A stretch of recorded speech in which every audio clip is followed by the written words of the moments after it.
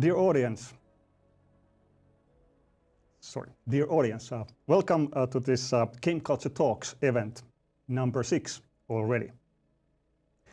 GameCult Talks is a series of discussions related to current and emerging phenomena in game cultures. The event is organized by the Finnish Center of Excellence in Game Culture Studies, a consortium of research teams from the universities of Tampere, Turku and Jyväskylä. My name is Raine Koskemaa, and it's my pleasure to host this event today. The event is taking place now physically in the Jyväskylä Digi and Game Center, and at the same time virtually somewhere in a place that doesn't exist. The technical realization and the utopian setting is provided by a Jyväskylä-based company, Noveltive. GameCult Talks are meant to evoke discussions also outside the circle of game researchers proper. So, also today we selected the topic in such a way that it should be highly interesting and it should provide points of engagement for everybody interested in current conditions of human existence. And personally, at least, I think that in this world overladen with dystopian tendencies, we badly need also some utopian perspectives. So the program today is in 2 parts. First, we will have presentations in Finnish, and then after a short break, we will continue with English. During the presentations, you may post comments in the chat, and if we have time, we may take some of the questions after the presentations, but at least we will address them during the closing panel. So our first speaker today will be Jonne Arjoranta, who is talking about how everything in a utopia is gameplay. After Jonne, Elise Kraatila is going to talk about the utopian relation to reality in speculative fiction. And then closing the Finnish part, Jyrki Korpua is talking about the utopian utopian tendencies in digital games. And then, as said, a short break, and those the international audience who is mainly interested in the English part can join us in 1.5 hours when Michal Klosinski is providing the keynote of the day today, titled Towards Utopian Game Hermeneutics. And after Michal, Diego Mejia Alandia is going to talk about retro gaming to post-communist utopias. And after him, Sari Hietamäki talking about peace, utopia, and video games. That's a brave topic. And the last but not least presentation will be by Solip Park, talking about Truck Meta 2021 and beyond, the utopian and dystopian story of gamer-consumer activism in South Korea. And after that, we will have the panel where the most of the presenters will be participating, and they will be replying to the questions by the audience. And at this point, I will switch to Finnish, and I hope to see also our international audience a little bit later.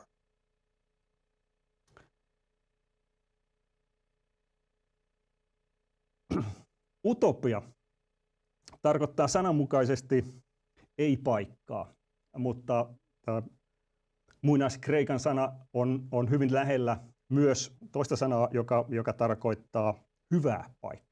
Ja utopia on niin kuin ajateltu, että se on yhdistelmä. Se on jotain, joka ei ehkä ole olemassa, mutta joka on tämmöinen tavoiteltava hyvä tila. Ja arkipuheessa utopiaa käytetään aika kevyestikin tarkoittamaan jonkinnäköistä ihannetilannetta, maailmaa tai yhteiskuntaa. Mutta aina siihen liittyy se tietty kysymys ja epäilys siitä, että voiko sellaista paikkaa olla olemassa, osaako ihminen edes oikeasti kuvitella jotain, joka olisi todella hyvä, jossa ei olisi mitään huonoa mukana. Ja muutaman vuosikymmenen ajan virtuaaliset, digitaalisen teknologian perustuvat virtuaalimaailmat, pelimaailmat muun muassa, on niin kuin tuntunut, että ne tarjoaisivat ehkä yhden vastauksen tähän utopian dilemmaan. Voisiko nämä virtuaalimaailmat olla sellaisia, voidaanko ne rakentaa sellaisiksi hyviksi paikoiksi, utopioiksi, jotka ei ole paikkoja fyysisessä maailmassa tai fyysisessä mielessä, mutta kuitenkin sellaisia, johon ihmiset pystyvät siirtymään. Ja ehkä tämän tyyppistä tematiikkaa nyt sitten tullaan tänään näissä esitelmissä myös käsittelemään. No, yleensä utopista ajattelua, se on filosofinen tällainen suuntaus, ja voidaan filosofisesti pohtia sitä, että mikä olisi tämmöinen ihannetilanne, ja mitä se pitäisi sisällään, ja siihen liittyviä monenlaisia erilaisia ulottuvuuksia. Toisaalta utopiat ovat hyvin paljon myös poliittisia asioita.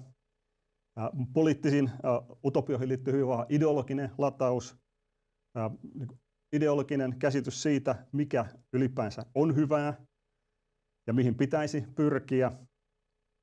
Ja toisaalta sitten huomattavan käytännöllinen kysymyksen asettelu liittyen siihen, että jos nyt jonkinnäköinen käsitys siitä, että mikä on hyvää, niin miten siihen sitten voitaisiin päästä, miten se voitaisiin toteuttaa. Ja pelimaailmat on nyt sitten uusi fiktion muoto, joka on esittänyt ja esittää koko aika omia variaatioitaan tästä utopia-aiheesta myös. Ja toisaalta pelaamista itsessään voidaan pitää utoppisena toimintana. Ja tässä on nyt tämän päivän agenda. Näistä teemoista tullaan keskustelemaan, ja vielä toistan, että olette tervetulleita laittamaan kommentteja chattiin ja kysymyksiä esittäjille, ja pyrimme sitten saamaan tilaisuuden, että esittäjät voivat niihin myös vastata tänään. Ja nyt minulla on ilo kutsua paikalle päivän ensimmäinen puhuja, Jonne Arjoranta. Ole hyvä.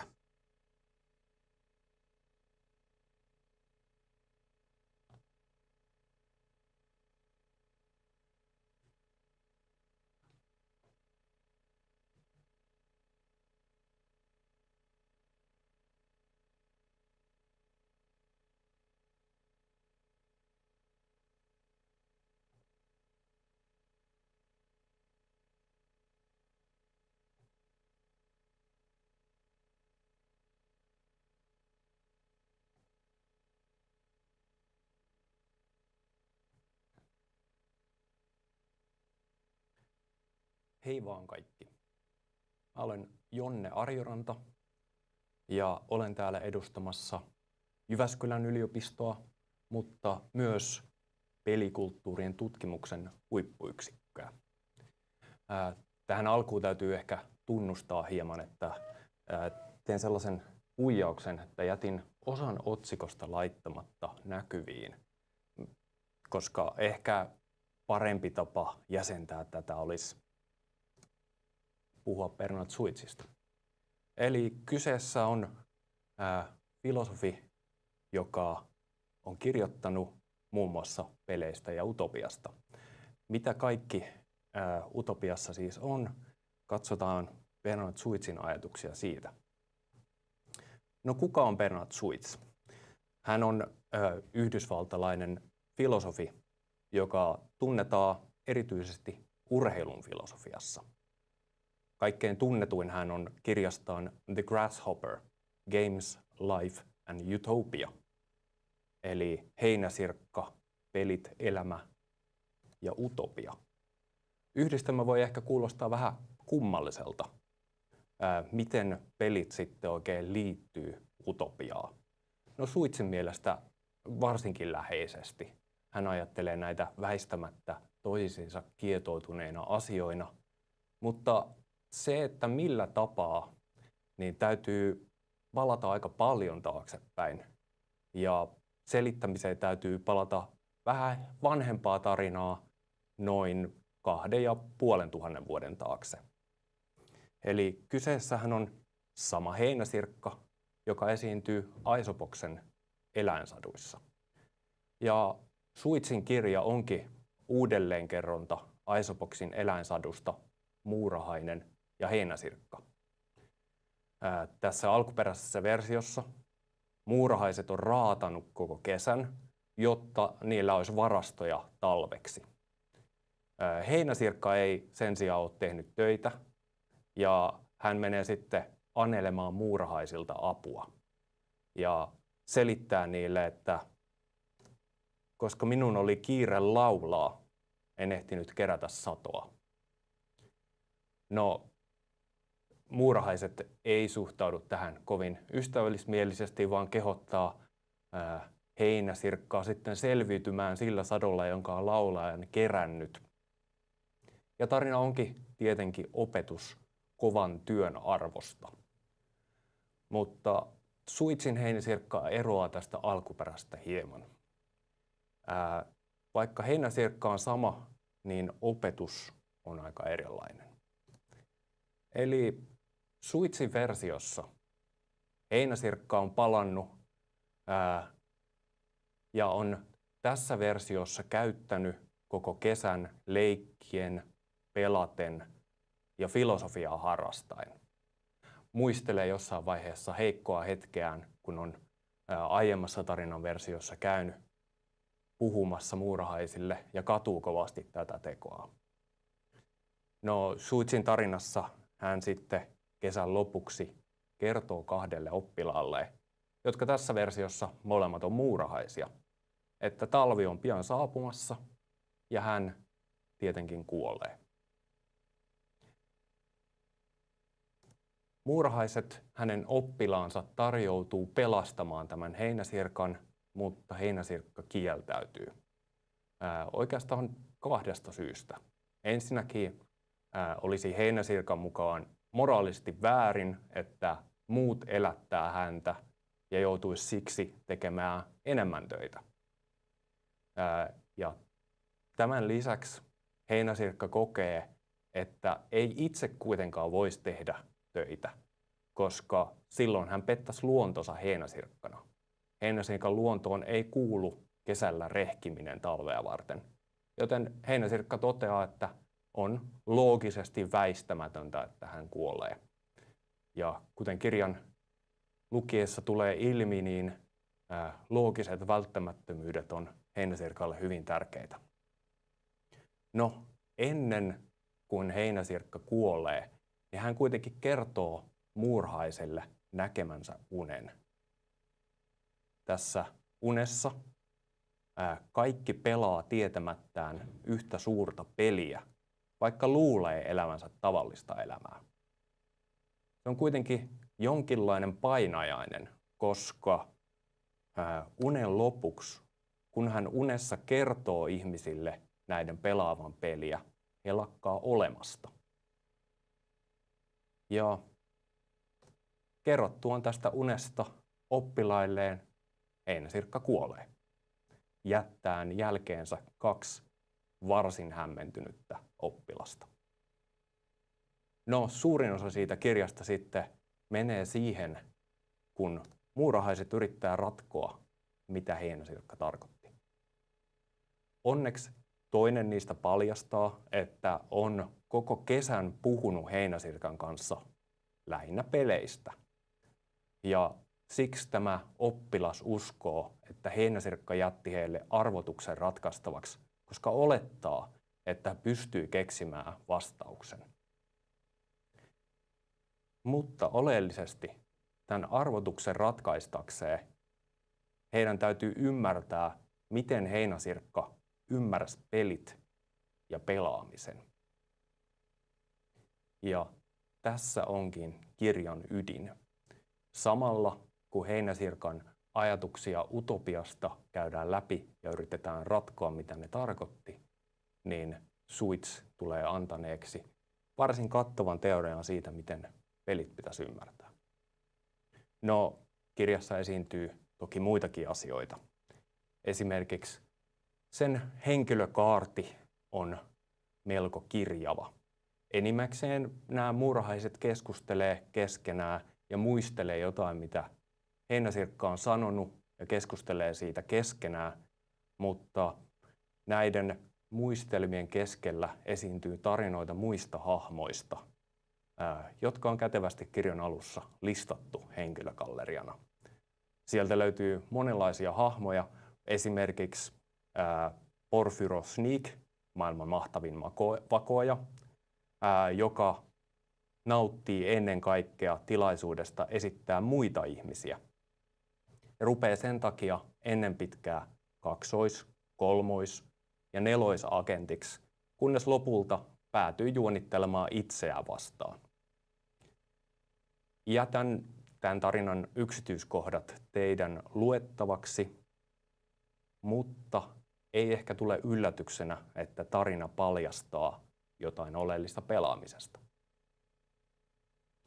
No, pitkin kirjaa muurahaiset käy pitkän keskustelun, jossa käydään läpi erilaisia vaihtoehtoja, hylätään osa niistä ja hyväksytään osa, ja lopulta tämän keskustelun tuloksena heillä on esittää pelaamisen määritelmä, jonka nyt jaan teille. Pelin pelaaminen on vapaaehtoinen yritys ylittää tarpeettomia esteitä.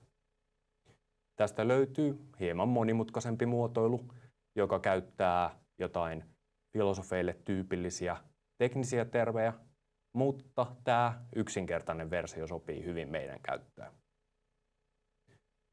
Tätä voi olla vielä vaikea hahmottaa, joten otetaan esimerkki. Golf. Jos haluaisi tehdä niin, että siirtäisi ton pallon tonne reikään, niin epäilemättä helpoin tapa olisi kävellä sen luo, poimia se, kävellä reiän luo ja pudottaa pallon. Tämä ei kuitenkaan sallittua. Sen sijaan golfin pelaajilla on tarkkoja sääntöjä siitä, miten palloa saa liikuttaa. Sitä pitää huitoa pitkällä kepillä, tietyllä tapaa, ja sitten sieltä löytyy vielä joku, joka laskee tarkkaan monta kertaa sitä keppiä on heilutettu. Oleellista tässä on, että nämä säännöt mahdollistaa golfin peluun. Golfin pelaaja valitsee vaikeamman tavan liikuttaa palloa, jotta voisi pelata golfia. Eli kuten Suitsin määritelmässä todettiin, ylittää vapaaehtoisesti tarpeettoman esteen. No, miten tämä liittyy kaikki utopioihin? Suitsin mukaan ne liittyy peleihin, mutta miten? Ensin, kun päästään siihen osaan kirjaa, niin siinä on kuitenkin juonenkäänne, jonka ajattelin nyt pilata teiltä, koska se on tarpeen tämän selittämisen kannalta. Nimittäin Heinäsirkka menee palaamaan kuolleista. Ja yksi ensimmäisiä asioita, jonka hän toteaa, on, että hän taitaakin olla hahmokirjassa. Heinäsirkka, muurahaiset keskustelee vähän aikaa siitä, mitä tämä tarkoittaa. Ja sitten ennen pitkää palaa puhumaan peleistä ja utopiasta. Ja oleellisesti Heinäsirkka selittää, mitä tarkoitti unellaan, ja jakaa sen oman visionsa utopiasta. Mutta sen ymmärtämiseksi Heinäsirkka kertoo, että miten hän ajattelee peleistä ja miten ne jäsentyy suhteessa muihin asioihin. Ja ensimmäisenä hän tarjoaa vastakohdaksi peleille työtä. Eli Heinäsirkan mukaan työ on toimintaa, jota tehdään muiden asioiden vuoksi. Tätä voisi vähän hienommalla termillä kutsua instrumentaaliseksi toiminnaksi. Sen sijaan pelaaminen on toimintaa, jota tehdään sen itsensä vuoksi. Sillekin on hieno tekninen termi, joka ei meille ehkä ole niin tärkeä tänään. Oleellista on, että Switchin Utopia on paikka, jossa työ on lakkautettu. Eli Switchille Utopia on tila, jossa ihmiset voi tehdä mitä vaan asioita, joita tehdään vain niiden itsensä vuoksi.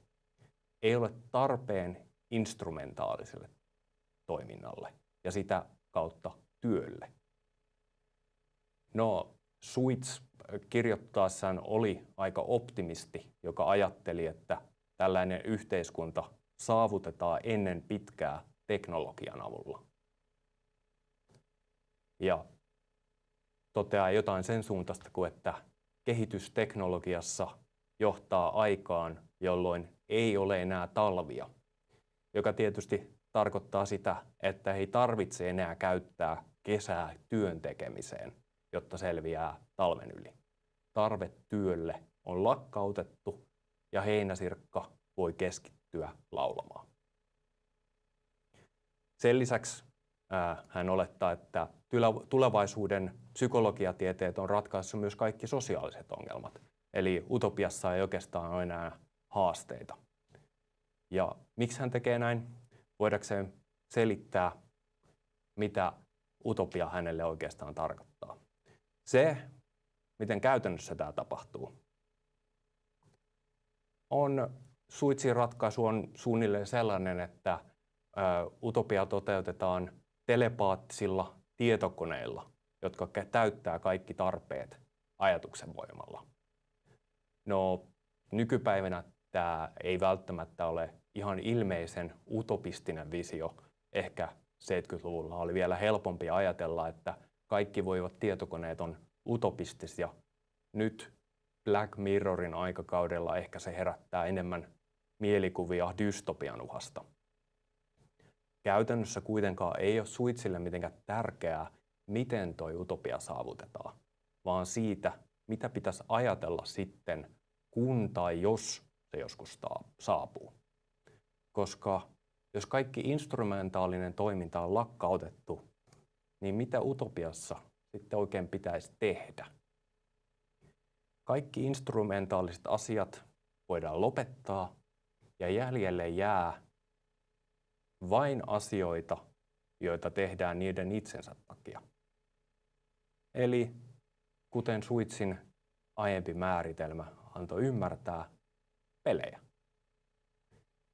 Tätä voi olla vähän vielä vaikea hahmottaa, mitä tämä sitten tarkoittaa, mutta voi auttaa, jos ajattelee jotain tavallisesti instrumentaalista ja miettii sitä Switchin utopiassa. Millä tavalla se ilmenisi siellä?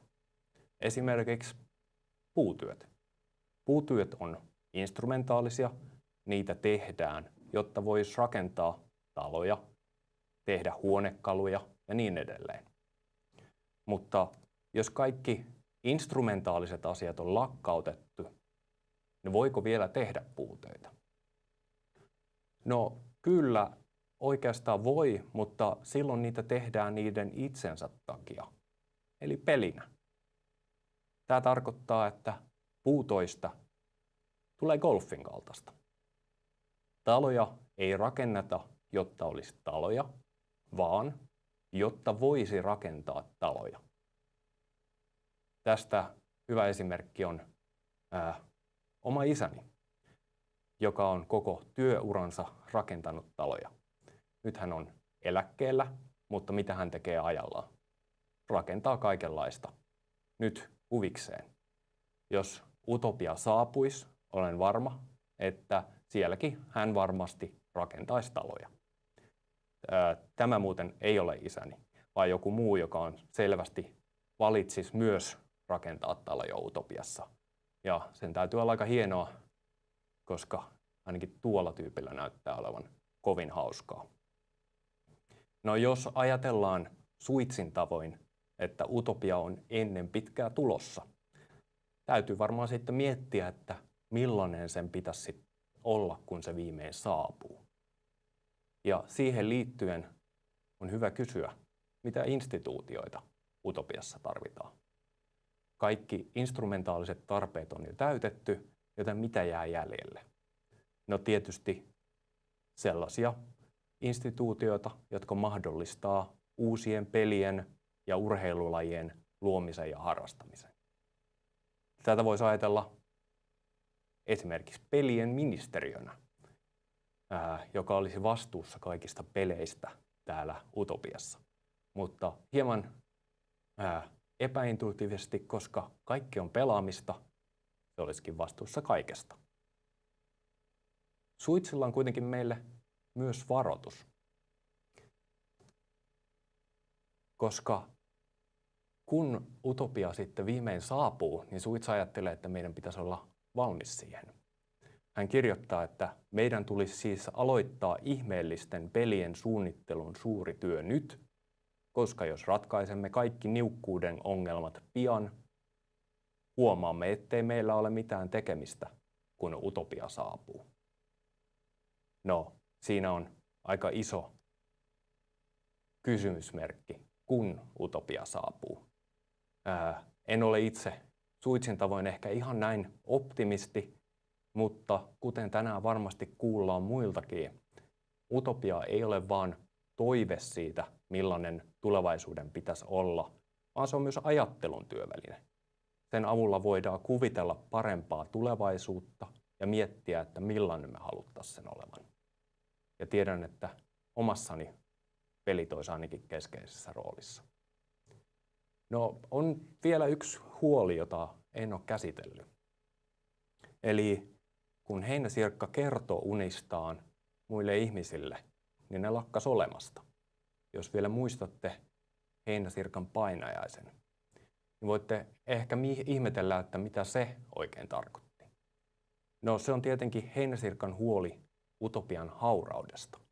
Heinäsirkka toivoo, että kaikki olisi sisimmässä hänen kaltaisia muita heinäsirkkoja, mutta mitä jos ei olekaan? Mitä jos ne ei jaakaan hänen näkemystään utopiasta? Mitä jos muut onkin muurahaisia? Heinäsirkka haluaa laulaa koko kesän, mutta entä jos muurahaiset eivät haluakaan? Entä jos he haluaa mieluummin rakentaa ja tehdä töitä? Rakentaa vaikka taloja? Onko riski, että jos ottaa kaikilta kyvyn pois toimia instrumentaalisesti, niin ne ei enää koekaan elämää elämisen arvoisena? Siinä on kaksi mahdollista vastausta. Toinen niistä on suuremmoiset pelit. Pelit, jotka on niin mahtavia, että ne houkuttelee myös muurahaiset nauttimaan niistä. Ne on niin suuremmaisia, että tällä hetkellä me ei osata vielä edes kuvitella, millaisia ne voisi olla. Sen lisäksi jonkun täytyy olla siellä ja luoda ne pelit. Se vaatii vuorovaikutusta muiden kanssa. Minulla ei ehkä välttämättä vielä ole käsitystä siitä, että millainen täydellinen peli olisi, jonka haluaisin pelata. Mutta ehkä, jos voisin käydä läpi asiaa jonkun suunnittelijan kanssa, niin se selviäisi. Täydelliset pelit voi siis vaatia muurahaisia, jotka suunnittelee pelejä, ennen kuin ne ottaa taas heinäsirkan roolin. Ja toinen tärkeä vastaus on tietysti yhteisö. Vaikka olisi telepaattiset tietokoneet toteuttamassa kaikki yksilön toiveet, niin utopia on silti yhteisö. Yhteisöt vaatii yhteistä tekemistä, koska koko se utopian ylläpitäminen ja määrittely on kollektiivista toimintaa. Yksilö ei voi pelkästään telepaattisten tietokoneiden avulla luoda ympärilleen täydellistä yhteiskuntaa, koska siitä puuttuu muut yksilöt. Sitä voisi ajatella vaikka lautapelaamisena. Jotain pelejä voi pelata yksin, mutta parhaimmillaan ne on yhdessä. Kiitoksia.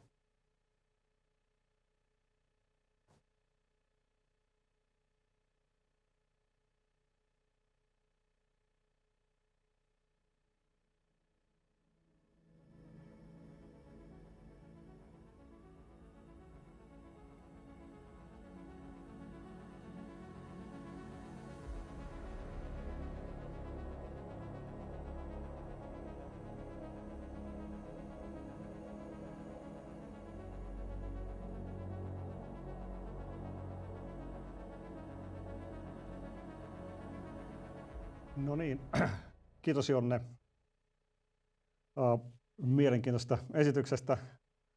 Avasi uusia näkökulmia utoppiseen toimintaan. Sen verran chattia on seurannut, että sieltä ei nyt näyttäisi olevan kysymyksiä esitettynä, mutta jos tuut Jonne tähän vielä hetkeksi, mä voisin pikkusen kuitenkin tuossa, mä ajattelin, että tuli mieleen lähinnä se, että tämä tämmöinen itseisarvoinen toiminta, joka ei ole instrumentaalista, niin sitten toinen toimintamuoto helposti on taiteen tekeminen, joka voisi olla sitä, niin voitaisiko sitten yhtä hyvin sanoa, että se on taiteen tekemistä, tai että voidaanko sanoa, että pelaaminen on niin kuin taiteilua? Tähän voisi rakentaa varmasti tärkeitä käsitteellisiä eroja niiden välille, mutta mä luulen, että Switchin merkityksessä kaikki taiteen tekeminen, joka tehdään itseisarvoisesti vaan sen takia, että voi tehdä taidetta, olisi pelaamista. Ja ehkä me voitaisiin ajatella, että joku taide tässä yhteiskunnassa, missä me nyt eletään, on instrumentaalista siinä mielessä, että ehkä taiteilija ajattelee joissain tapauksissa muitakin asioita kuin vain sen tekemisen iloa. Mutta Switchin utopiassa siihen ei olisi tarvetta, joten voisi keskittyä vaan taiteesta tekemisen nauttimiseen. Eli siellä olisi loputtomat taiteilija-apurahalähteet. Ainakin. Epäilemättä. Joo, hyvä. Myös tutkijoille loputtomasti rahaa. Ehdottomasti. Joo. Ja väittää, että utopia on vaikea kuvitella. Mites entäs sitten se, että kun pelaamiseen niin helposti sitten tulee tämä kilpailuaspekti mukaan, joko itseään vastaan tai toista vastaan, niin onko se jotenkin ongelma tämmöisen suitsilaisen pelaamiskäsityksen kanssa?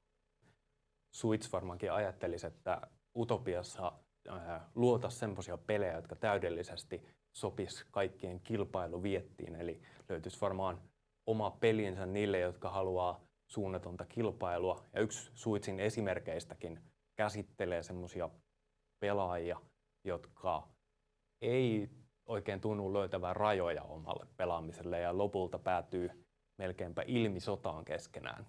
Mutta voitaisiin ehkä ajatella, että utopiassa on löydetty keinot ratkaista tämä käytännön ongelma, että miten nämä kilvoittelu onnistuu pysymään jossain käytännön rajoissa. No, tuleeko sinulle itselle mieleen jotain peliä, joka sun mielestä on ollut, jonka pelaaminen on sulle itsellä niin kuin erityisen tämmöinen utopistinen paikka? Tämä ehkä parhaiten tämä ihanne tulee mun tapauksessa toteutuu erityisesti live-roolipeleissä ja erityisesti semmoisissa live-roolipeleissä, jotka jollain tapaa kuvittelee muita yhteiskuntia. Utopioiden rakentaminen on tietysti fiktiossa tyypillistä, mutta niissä pääsee jotenkin itse osallistumaan siihen utopiaan tai muuten vaan vaihtoehtoisen todellisuuden rakentamiseen. Hyvä. Kiitoksia. Kiitän Jonnea tässä vaiheessa ja aletaan valmistautumaan seuraavaan puhujaan.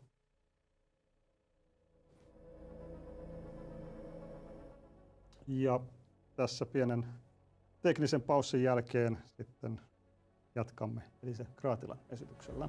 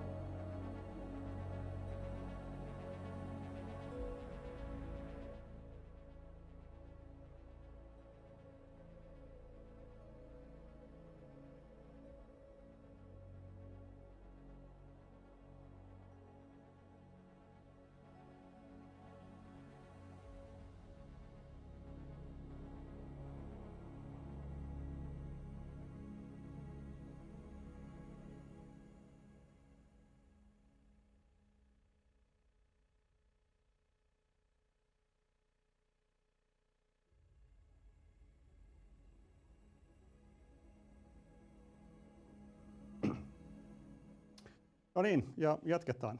Seuraavana meillä on vuorossa Elise Kraatila, joka puhuu otsikolla Voisiko näinkin olla? Spekulatiivisen fiktion rakentava ja utooppinen todellisuussuhde. Elise, ole hyvä. Kiitos. Eli moi kaikki, mä olen tosiaan Elise Kraatila Tampereen yliopistosta ja mä olen kirjallisuuden tutkija, eli täällä hieman ehkä oman mukavuusalueeni ulkopuolella näiden pelitutkijoiden keskellä. Mutta olen täällä puhumassa ehkä tällaisella yleisemmällä tasolla siitä, miten spekulatiivinen fiktio tälleen mediumista riippumatta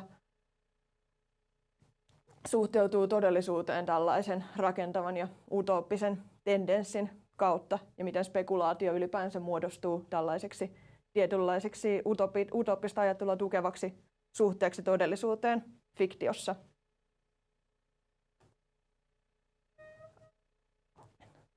Aluksi hieman taustaa, että mun omassa väitöstutkimuksessani mä käsittelen spekulaatiota nimenomaan fiktion todellisuussuhteena ja erityisesti fantasiafiktion todellisuussuhteena.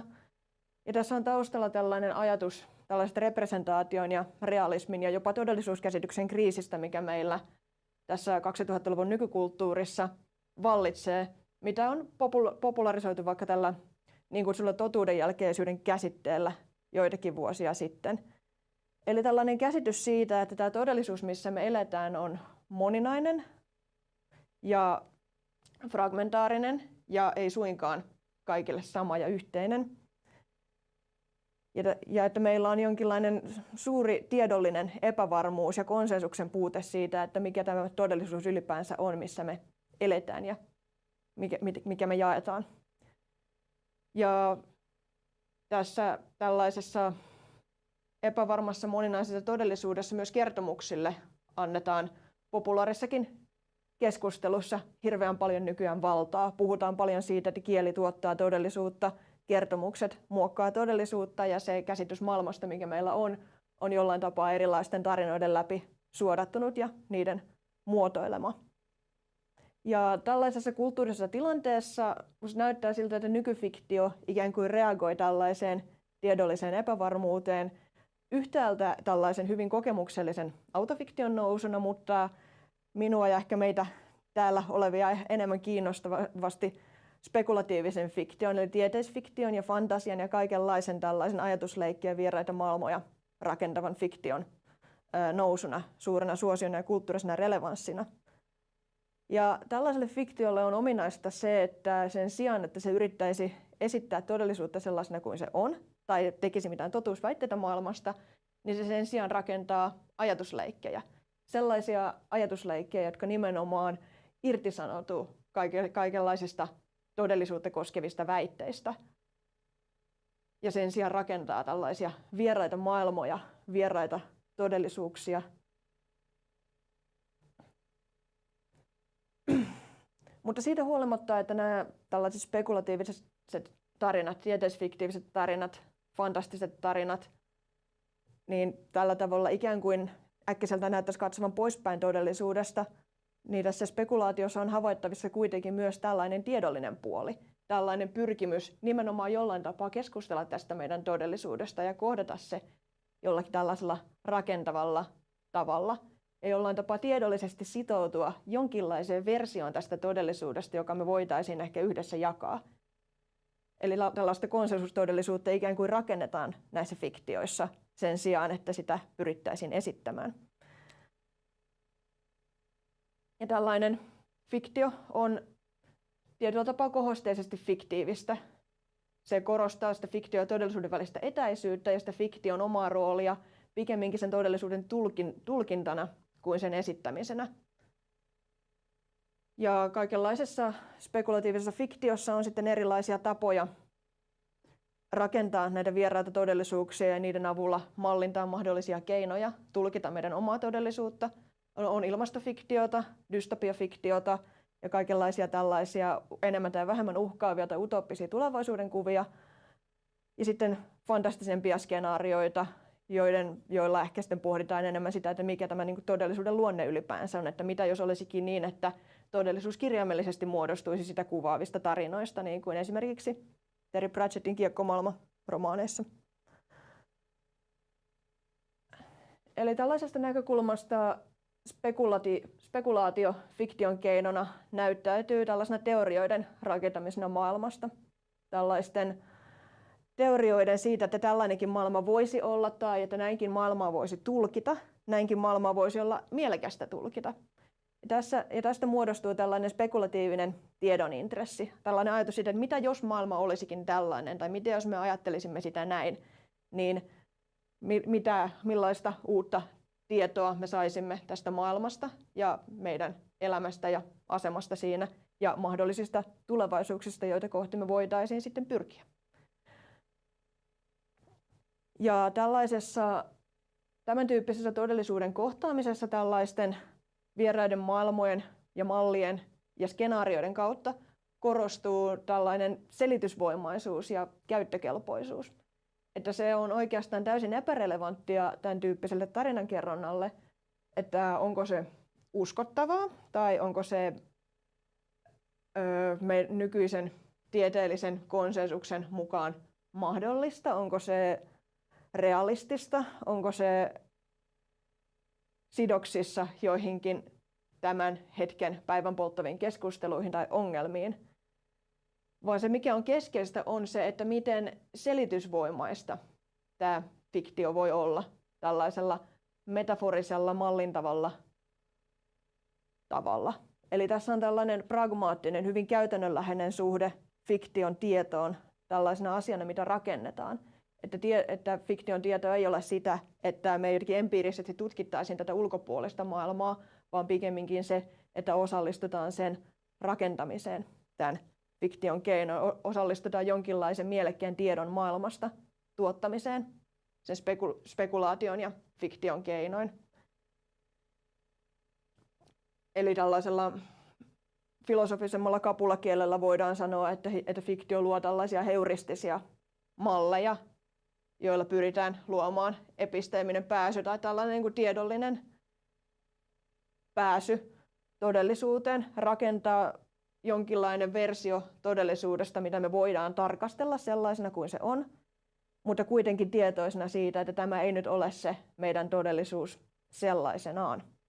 Eli se, mistä tällaisessa fiktiossa keskustellaan, spekulatiivisessa fiktiossa ja jossakin määrin mun mielestä ehkä fiktiossa ylipäänsä on jonkinlainen versio tästä todellisuudesta, joka on luotu sitä varten, että me ylipäänsä voitaisiin puhua maailmasta mielekkäästi. Me voitaisiin luoda jonkinlainen konsensus siitä, että mikä se maailma nyt on, mistä me puhutaan. No, tässä on tullut aika paljon nyt puhetta näistä maailmoista. Ja maailmahan on fiktiossa ymmärretään tyypillisesti tällaisena kognitiivisena metaforana, eräänlaisena mallinnuksena siitä fiktiivisestä todellisuudesta, mihin jokin tarina sijoittuu. Ja tällaiset kuvitteelliset maailmat, lähtökohtaisesti ne on rakennettuja tiloja, ne on fiktiivisiä tiloja, jotka on erityisesti spekulatiivisessa fiktiossa, skifissä, fantasiassa, niin hyvin kohosteisesti nimenomaan erillisiä tästä meidän oikeasta todellisuudesta. Niiden luonne tällaisena heuristisina malleina korostuu, jolloin korostuu myös näiden maailmojen mahdollisuudet, käyttömahdollisuudet tällaisena todellisuuden toisin katsomisen instrumentteina. Ja spekulatiivisen fiktion tutkimuksessa hirveän paljon keskitytään usein tähän ajatukseen siitä, että tällainen fiktio on nimenomaan tapa katsoa maailmaa toisin, jonkinlaisesta uudesta kulmasta ja löytää todellisuudesta joitain sellaisia mahdollisuuksia, ehkä mitä me ei niin kuin arkihavainnossa pystytä näkemään. Mutta tämän voi ylipäänsä hahmottaa sellaisena vuoropuheluna, joka sitten muotoutuu sen spekulatiivisen maailman, joka me kuvitellaan, kun me luetaan tai vaikkapa pelataan sitten videopeliä, ja sitten tällaisen meidän itse käsittämän todellisuuden välisenä vuorovaikutuksena. Että nämä maailmat asettuu ikään kuin tällaiseen vertailevaan dialogiin keskenään ja tällaisen hermeneuttisen kehän muodossa asettuvat välineiksi tulkita toinen toisiaan. Ja se näkökulma, mistä maailmoja hirveän usein kirjallisuuden tutkimuksessa ja ymmärtääkseni myös pelitutkimuksessa aika usein lähestytään, on tällainen immersiometafora, tällainen uppoutuminen siihen maailmaan, sisään meneminen ja siellä seikkaileminen. Eli tällainen hyvin kokemuksellinen näkökulma näihin toisiin todellisuuksiin, siihen miten ne tulee iholle ja miten ne pystyy antamaan kokemuksia siitä, että millaista nyt on sitten elää tällaisessa maailmassa. Että tämä ehkä korostuu aivan erityisesti videopeleissä ja on vielä paljon kirjaimellisempaa kuin fiktiossa, kun siinä on kuitenkin sitten se pelihahmo, jonka näkökulmasta sitä maailmaa usein katsotaan. Ja sitten siitä voi syntyä tällaisia spekulatiivisia skenaarioita siitä, että millaista olisi elää dystooppisessa maailmassa tai millaista olisi elää oranssina kulkukissana dystooppisessa maailmassa. Mutta sitten toinen näkökulma maailmaan ja sellainen, mitä mä olen itse mun omassa tutkimuksessa käsitellyt enemmän, on sitten tämä maailma tällaisena rakennettuna artefaktina, tällaisena kokonaisuutena tai mallina jonkinlaisesta todellisuuden versiosta. Ja tällaisen maailman tulkinta ei pelkästään tällaisena koettavana tilana, vaan myös tällaisena tiedollisena ontologisena kokonaisuutena, jonakin, mikä me voidaan ymmärtää kokonaisuutena, on myös usein hyvin keskeinen osa spekulatiivisten kertomusten, spekulatiivisten tarinoiden merkitystä. Ja itse olen kohtalaisen kasuaali videopelaaja, mutta mun suosikkeja on tällaiset strategiset maailmanrakennuspelit, niin kuin Sid Meier's Civilization, joissa mun mielestä mielenkiintoisella tavalla korostuu juuri tämän tyyppinen suhde maailmaan, että meillä on tällainen niin kuin suuri maailma, jota lähdetään tutkimaan niin, että me otetaan selvää siitä, että mikä tämä maailma on ja miten se toimii, missä sen rajat menee, missä sen meret on ja mitä me voidaan tehdä tällä maailmalla ja sen antamilla resursseilla. Ja sitten tästä muodostuu tällainen suuren mittakaavan maailmanhistoriallinen kertomus. Kertomuksen tutkimuksessa puhutaan joskus suurista kertomuksista tai metanarratiiveista, tällaisista suurista tarinoista siitä, että mikä tämä maailma on ja mistä se on tullut ja minne se on menossa. Ja tällaisten kertomusten mahdollistaminen on sellainen, mitä spekulatiivinen fiktio usein tekee ja mitä vaikkapa tämän Civilizationin kaltaiset pelit hirveän mielenkiintoisella tavalla tekee. Mä näkisin, että tämä on itse asiassa hirveän mielenkiintoinen esimerkki hyvin omaperäisestä, uniikista spekulatiivisesta fiktiosta, koska tässä versioidaan jonkinlainen tällainen maailmanhistoria ja katsotaan ikään kuin ihmiskunnan kehitystä uudestaan. Joskin toki, kun mä nyt rupesin pohtimaan tätä peliä tästä näkökulmasta, niin siinä on myös tällainen jotenkin jatkuvan kasvun ja kehityksen utooppinen, kapitalistinen, modernistinen suuri kertomus ehkä löydettävissä myös, että se ihmiskunnan historia sitten kuitenkin on aina sitä marssia kohti yhä parempia teknologioita, yhä enemmän elintilaa, jatkuvaa kasvua, kehitystä. Jonkun utopia, jonkun toisen dystopia. No tähän loppuun voisin jatkaa tuosta Jonnen aikaisemmin nostamasta asiasta siitä, että miten tällainen pelillisyys, leikillisyys sitten kuuluu tällaiseen spekulatiiviseen tarinankerrontaan. Tämä on minusta kauhean mielenkiintoinen kysymys, koska fiktiohan, ihan niin kuin kirjallisuusfiktio tai on niin kuin pelitkin tai mitkä tahansa tällaiset, niin lähtökohtaisesti niihin suhtaudutaan autoteellisesti tällaisiin spekulaatioihin. Niitä tehdään huvin vuoksi. Niillä ei ole mitään sellaista selkeää ulkopuolista tavoitetta, niin kuin jollain finanssispekulaatioilla esimerkiksi, tai tulevaisuuden tutkimuksessa tehtävillä tulevaisuusprojektioilla pystyy olemaan, vaan niillä on nimenomaan tällaista autoteellista viihdearvoa, mutta sitten kuitenkin joitain tällaisia tiedollisia intressejä ehkä, jotka ohjaavat sitä peliä, jos ymmärrämme spekulaation pelinä, luovat sille jonkinlaiset säännöt ja päämäärät ja tarjoamat ja affordanssit, joiden puitteissa tätä toteutetaan. Jos me annetaan hetkeksi ääni kahdelle spekulatiivisen fiktion kirjoittajalle ja siitä, että miten he näkevät oman työnsä ammattimaisina spekuloijina ja spekulatiivisen fiktion roolin maailmassa, niin niin näissäkin korostuu myös tällainen instrumentaalinen ajatus siitä, että tällaisen spekulaation tehtävä on tehdä maailmasta jollain tapaa parempi paikka. Niin kuin N.K. Jemisin amerikkalainen fantasiakirjailija 3. Hugo-palkintoaan pokatessaan lausui puheessaan mielestäni hyvin kauniisti, että I look to science fiction and fantasy as the aspirational drive of the zeitgeist. We creators are the engineers of possibility. Eli että spekulatiivisen fiktion tekijät ovat tällaisia ajanhengen suunnannäyttäjiä, jotka luovat mahdollisuuksia, kuvittelevat reittejä kohti jonkinlaista parempaa tulevaisuutta.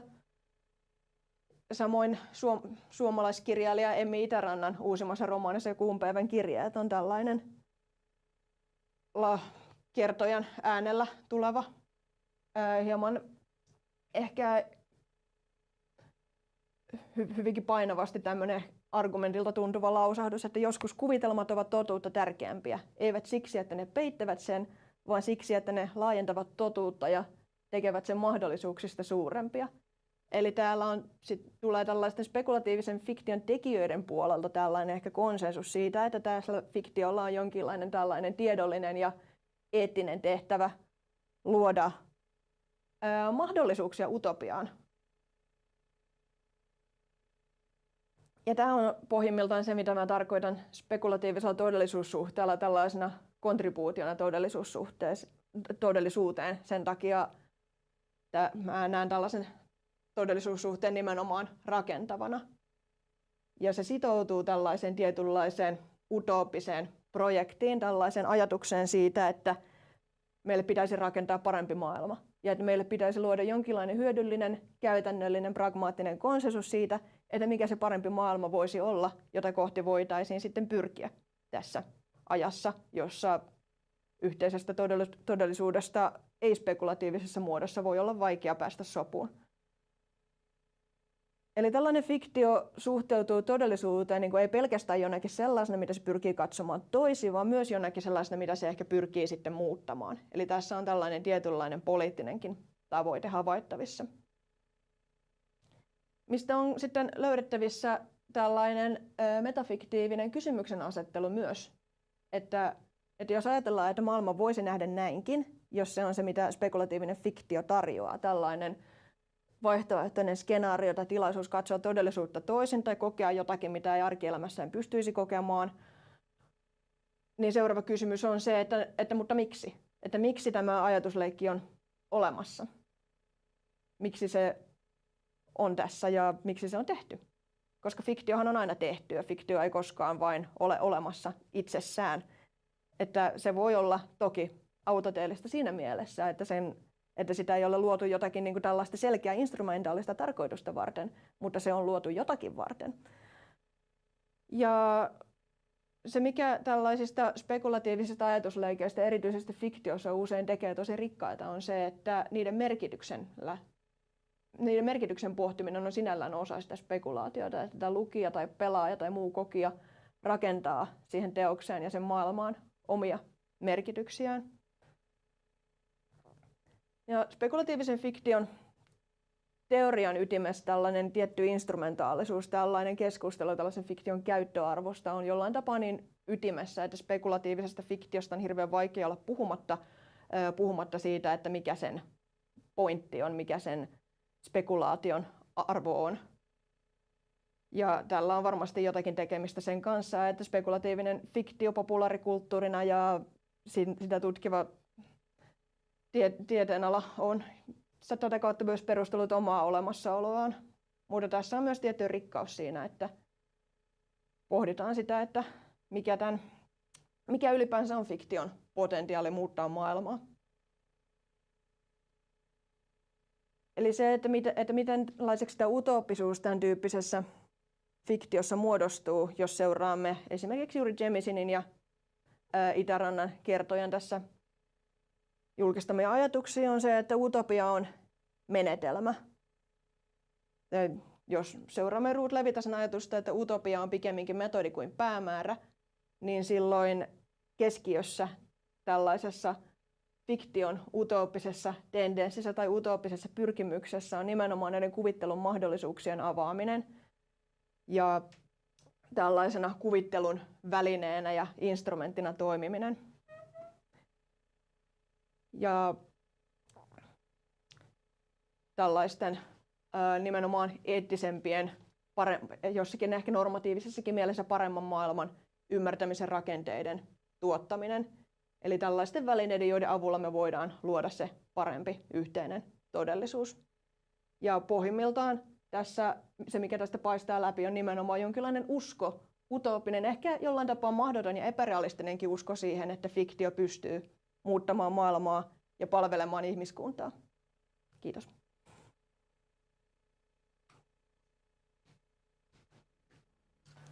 Joo, kiitoksia Elisa. Tässä oli todella silmiä avaavia ajatuksia. Ajattelin nyt sitä, että niin kun, jos ajatellaan kirjallista fiktiota ja utopioita, kirjallisia utopioita, niin siinä on kuitenkin sit se tekijän, kirjailijan tavallaan yksi ajatus siitä, että millaista voisi olla.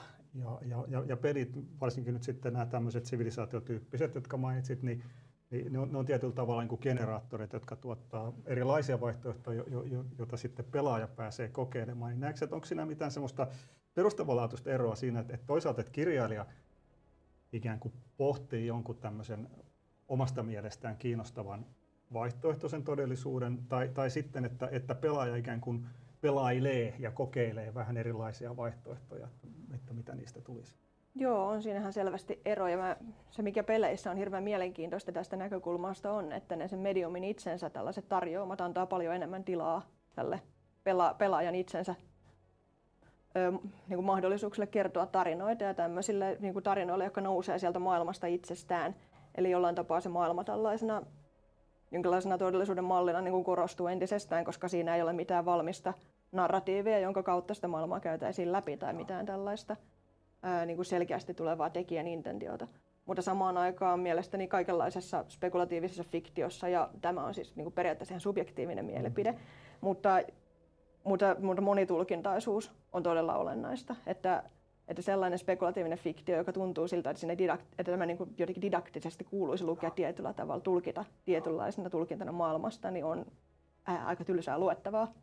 Ja kaikkein mielenkiintoisinta se on silloin, kun se fiktion maailma on niin rikas ja monipuolinen, että se antaa mahdollisuuksia tosi monenlaisille lukijan lähestymistavoille myös. Hyvä, kiitos paljon.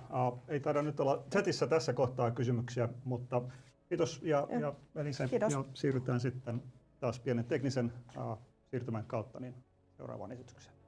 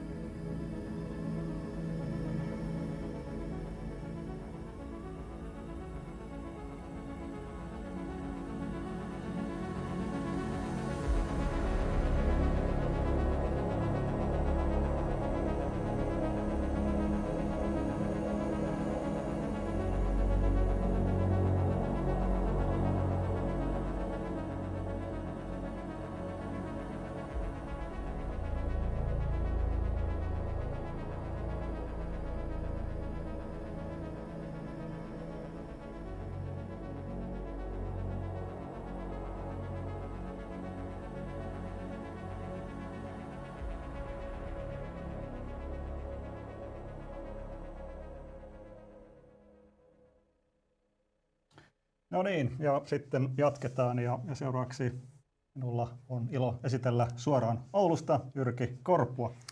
Ja hän on tänään puhumassa aiheesta pyrkimys harmoniaan, utopisuus digitaalisissa peleissä. Jyrki, the floor is yours.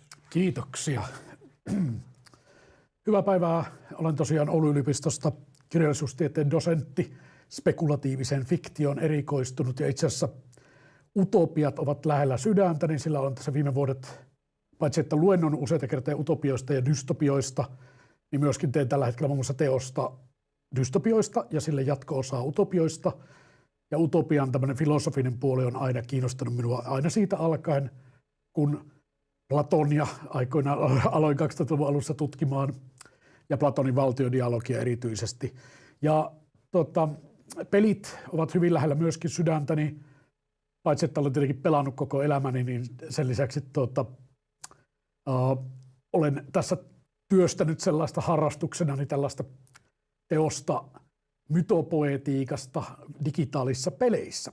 Ja nyt kun tuli tilaisuus, että pystyy puhumaan utopiasta digitaalisissa peleissä ylipäänsä, niin nämä kaikki puolet tavallaan yhdistyivät ja mulle tuli niin kuin tällainen syvällinen filosofinen ajatus, että mitä se utopia nyt niin kuin lähtökohtaisesti oikeastaan tarkoittaa ja onko meillä niin kuin peleissä nähtävissä tällaista. Ja siitä niin kuin lähti liikkeelle se prosessi, että mitä se utopia todellakin on. Eli kun Thomas More aikoinaan tämän 1500-luvulla kehitteli tämän sanan, se oli tällainen uuslatinan vitsi osittain, eli siinä on tämä outopos, mutta siinä on myös eutopos. Eli se on ei mikään paikka, mutta se on myös hyvä paikka. Ja niin kuin Thomas Moren utopian myöhempi englanninkielinen käännös non-placeia viittasikin, se on sellainen paikka, joka ei tavallaan ole mikään paikka, sitä ei ole. Eli se on aina jotain tavallaan mahdotonta. Mutta meitä ihmisiä yhdistää pyrkimys utooppisuuteen. Ja sen takia tämän miniluennon otsikko onkin pyrkimys harmoniaan, koska mä näen, että myös peleissä on tällaista harmonian ja harmonisen maailman rakentamisen tavoitetta, mutta lisäksi peleissä on myös monesti tavoitteena, ihan niin kuin tarkoituksellisena pyrkimyksenä saavuttaa sellainen tila, jossa jonkinlaisia utopian rakenteita toteutuu. Mitä mä sillä tarkoitan? Mä tarkoitan erityisesti maailmanrakentamispelejä varhaisesta tuolta vaikkapa 1980-luvulta aina tämän myöhempiin Minecrafteihin ja myihin saakka, niin tietynlaisten utopisten rakennelmien tällainen läsnäolo on peleissä mukana. Mutta sitten minua erityisesti kiinnostaa myös digitaaliset roolipelit, niin sanotut roolipelit, koska eivät välttämättä ole silleen niin siihen rooliin kiinnittyneitä, mutta roolipelin kaltaisesti toimivat pelit, joissa usein on taustalla sitten tämmöisiä valtio-utooppisia pyrkimyksiä. No, mäpä avaan tätä hieman siten, että lainataan tässä aluksi hyvin klassikkolainaus Oscar Wildelta, kirjailijalta tuolta vuodelta 1891 esseestään The Soul of Man Under Socialism, tästä teoksesta Selected Essays and Poems, jossa Oscar Wilde kirjoittaa, että tätä on hyvin paljon utopia-teorioissa lainattu. Maailman kartta, jossa utopian saarta, eli insula utopiaa, ei olisi piirrettynä, niin ei ole sen arvon, että sitä edes vilkaisisi. Sillä utopia on juuri se maa, johon ihmiskunta kaiken aikaa pyrkii siirtymään, pyrkii laskeutumaan. Voisi sanoa, että utopia on alati katoavaa, koska sitten kun utopia saavutetaan, niin se ei ole enää utopia, se muuttuu realismiksi, hieman jatkaen tuosta Elisen äskeisestä puheesta. Eli utopia realisoituessaan ei enää ole utopia. Meillähän on tällaisia utopisia rakennelmia hyvin paljon tässä maailmassa, vaikka joku naisten tasa-arvo, jota 1700-1800-luvun taitteessa pidettiin täysin mahdottomana, niin selkeästi on tänä päivänä kuitenkin toteutunut utopia monissa länsimaissa ainakin. Ja se utopian kartta, se utopian non-place ja mahdoton maa, niin on todellakin kuitenkin sen arvoinen paikka, jota kannattaa tavoitella. Se on, kuten todettiin tai totesin tuossa alussa, tällainen utopos, eli paikka, jota ei ole, mutta toisaalta se on myös mielikuvituksellinen maailmanparannussuunnitelma. Ja on sanottu monen suulla, Ursula Le Guin on yksi henkilö, jonka suuhun tätä lausetta on laitettu, että toisten utopia on toisten dystopia. Eli se, mikä voi jollekin olla utopistinen rakennelma, voi hyvinkin olla sitten toiselle dystopinen. Thomas More kuvaa ihan yhteiskuntaa tässä teoksessa Utopia jolloin tämä sana tuli tutuksi 1516 ja sen jälkeen monille kielille levitessään, ennen kaikkea 1500-luvun lopulla ja 1600-luvulla. Ja hän puhui utopioista, mutta meillä oli kuitenkin jo tämänkaltaisia utopian rakenteita olemassa. Meillä oli se Platonin valtio, ihanneyhteiskunnan kuvaus. Meillä oli Hesiodoksen kulta-aika, johon haaveiltiin takaisin. Meillä oli keskiaikaiset luostari, kommuni, utopiat tai renessanssin hyvinkin visuaaliset haaveet tällaisista kukoistavista kaupunkivaltioista, poliksista, jossa tehtiin aika hurjakin, vaikkapa arkkitehtuurisiakin keksintöjä ja koetuksia palauttaa ikään kuin Rooman loisto uudestaan 1500-1600-luvun italialaiseen ympäristöön. Ja näitähän me nyt sitten tänä päivänä katsotaan ihan reaalikaupunkeina, vaikkapa Venetsiaa, meren päälle rakennettua kaupunkia. Mutta sitten peleissä utopiat ovat olleet läsnä hyvin kaukaa. Jotkut voisi sanoa, että utopia on tavallaan läsnä jopa näissä varhaisissa 1700-luvun, 1800-luvun sotamanagerointipeleissä, koska niissä saatetaan rakentaa tällaisia ihanneyhteiskuntia ja niitä sitten suojellaan tai hyökätään jonnekin muualle. Mutta ihan jos digitaalisia pelejä mietitään, niin ihan tuolta varhaishistoriasta Don Daglowin Utopia tuli Mattelilta 1982, ja se on tavallaan esikuva tällaisesta rakennetusta, tällaista kuvitteellisesta, mahdottomasta, mutta toisaalta toiveellisesta, toivekkaasta paikasta, maailman parannussuunnitelmasta. Ja tämän kaltaisia sitten, nämä oli varsinkin mulla hyvin lähellä sydäntä tuossa 89-luvun taitteessa, ja niitä pelasin ja pelaan edelleenkin tämän kaltaisia pelejä, osa ihan retro-mielessä, mutta osa ihan senkin takia, että ne olivat mestarillisia pelejä, muun muassa Civilization Sid Meierilta monine myöhempine versioineen, Sin City, myöskin lukuisia eri jatko-osia sillekin. Populous, joka edustaa tällaista Jumalan esittämispeliä tai megalomania, jossa tavallaan voidaan ottaa Jumalan asema tai jumalallisen olennon asema ja rakentaa uusi kuvitteellinen valtakunta, joka voi olla hyvinkin utopistinen. Ainakin minulla ne oli hyvin utopistisia ne rakennelmat, mitä aikoinani tein ja mitä edelleenkin tein. Utopia, The Creation of Nation ja tämän kaltaisia pelejä, joita on lukuisia tässä historian saatossa tullut. Ja nyt sitten ihan viimeisenä vuosinakin utopisuus on näkynyt tällaisessa pelien todellisuudessa. Muun muassa Legends of Zelda, tämä Breath of the Wild ja nytkin tämä uusin versio, joka ei ole minulle vielä tuttu, mutta joka tapauksessa Zeldahan aina uudistaa itseään hyvin vahvasti aina eri peleissä, niin siellä on myös tällaista utopista maailmanrakennusprojektia nähtävässä oikeastaan tällaisen vihreän siirtymän ja jonkinlaisen tämmöisen uusiutuvan maailman puolelta. Surviving Mars ja muutenkin tämänkaltaiset pelit, jossa luodaan esimerkiksi avaruuteen uusi kolonia, jota pyritään sitten omavaraisesti esimerkiksi tukemaan ja kasvattamaan. Tai Before We Leave, tai tämmöiset maailmanlopun visiot, joissa sitten rakennetaan parempaa maailmaa.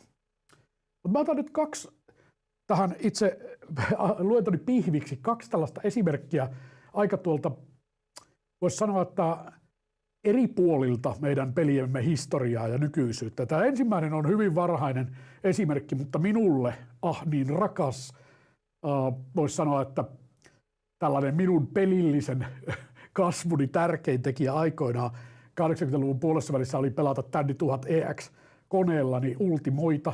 Se oli jokaisen vuoden kohokohta, kun uusi Ultima-sarjan peli tuli. Ja oikeastaan se erityisesti mulla, vaikka pelasinkin jo varhaisempia versioita, 3 erityisesti, niin Ultima 4, The Quest of the Avatar, nousee esiin poikkeuksellisena pelinä. Mä just katsoin tuossa Netflixin parin vuoden takaisin, vai vuosiko siitä, jonkun aikaa takaperin tekevän tämän High Score digitaalisten pelien historian tämmöisen hyvin populaarin version, ja siinä vastattiin sellaiseen kysymykseen, jota mä olen pitkään miettinyt, ihan tuolta 80-luvulta saakka, että miksi Richard Garriott eli Lord British teki niin erilaisen pelin kuin mitä kaikki muut tuon ajan pelit oikeastaan olivat. Eli peleissä oli tyypillisesti tuolloinkin tarkoituksena usein saavuttaa joku tietty asema, mutta se saavuttaminen sitten toimi aika tälleen, voisi sanoa, että jopa moraalisti arveluttavin keinoin, eli piti tappaa vihollisia, piti hankkia kokemuspisteitä tai saavuttaa jotain rahaa tai tämänkaltaisia asioita, piti vallottaa alueita. Richard Garriott sanoo tuossa High Score Dockerissa, on sanonut sen muuallakin haastattelussa, että hän halusi tehdä sellaisen pelin, jossa hyvettä huomioidaan paheen sijasta. Ja se näkyy tuossa Ultima 4. Mä muistan nuori Jyrki poika oli erittäin hämmentynyt. Siinähän pitää siis antaa kerjäläisille rahaa, pitää huomioida hyvettä jokaisessa asiassa, pitää kerätä näitä erilaisia piirteitä sun sielusi puhtaudesta. Jos vihollinen antautuu, se pitää antautua, sitä ei saa surmata, pitää antaa armon käydä oikeudessa.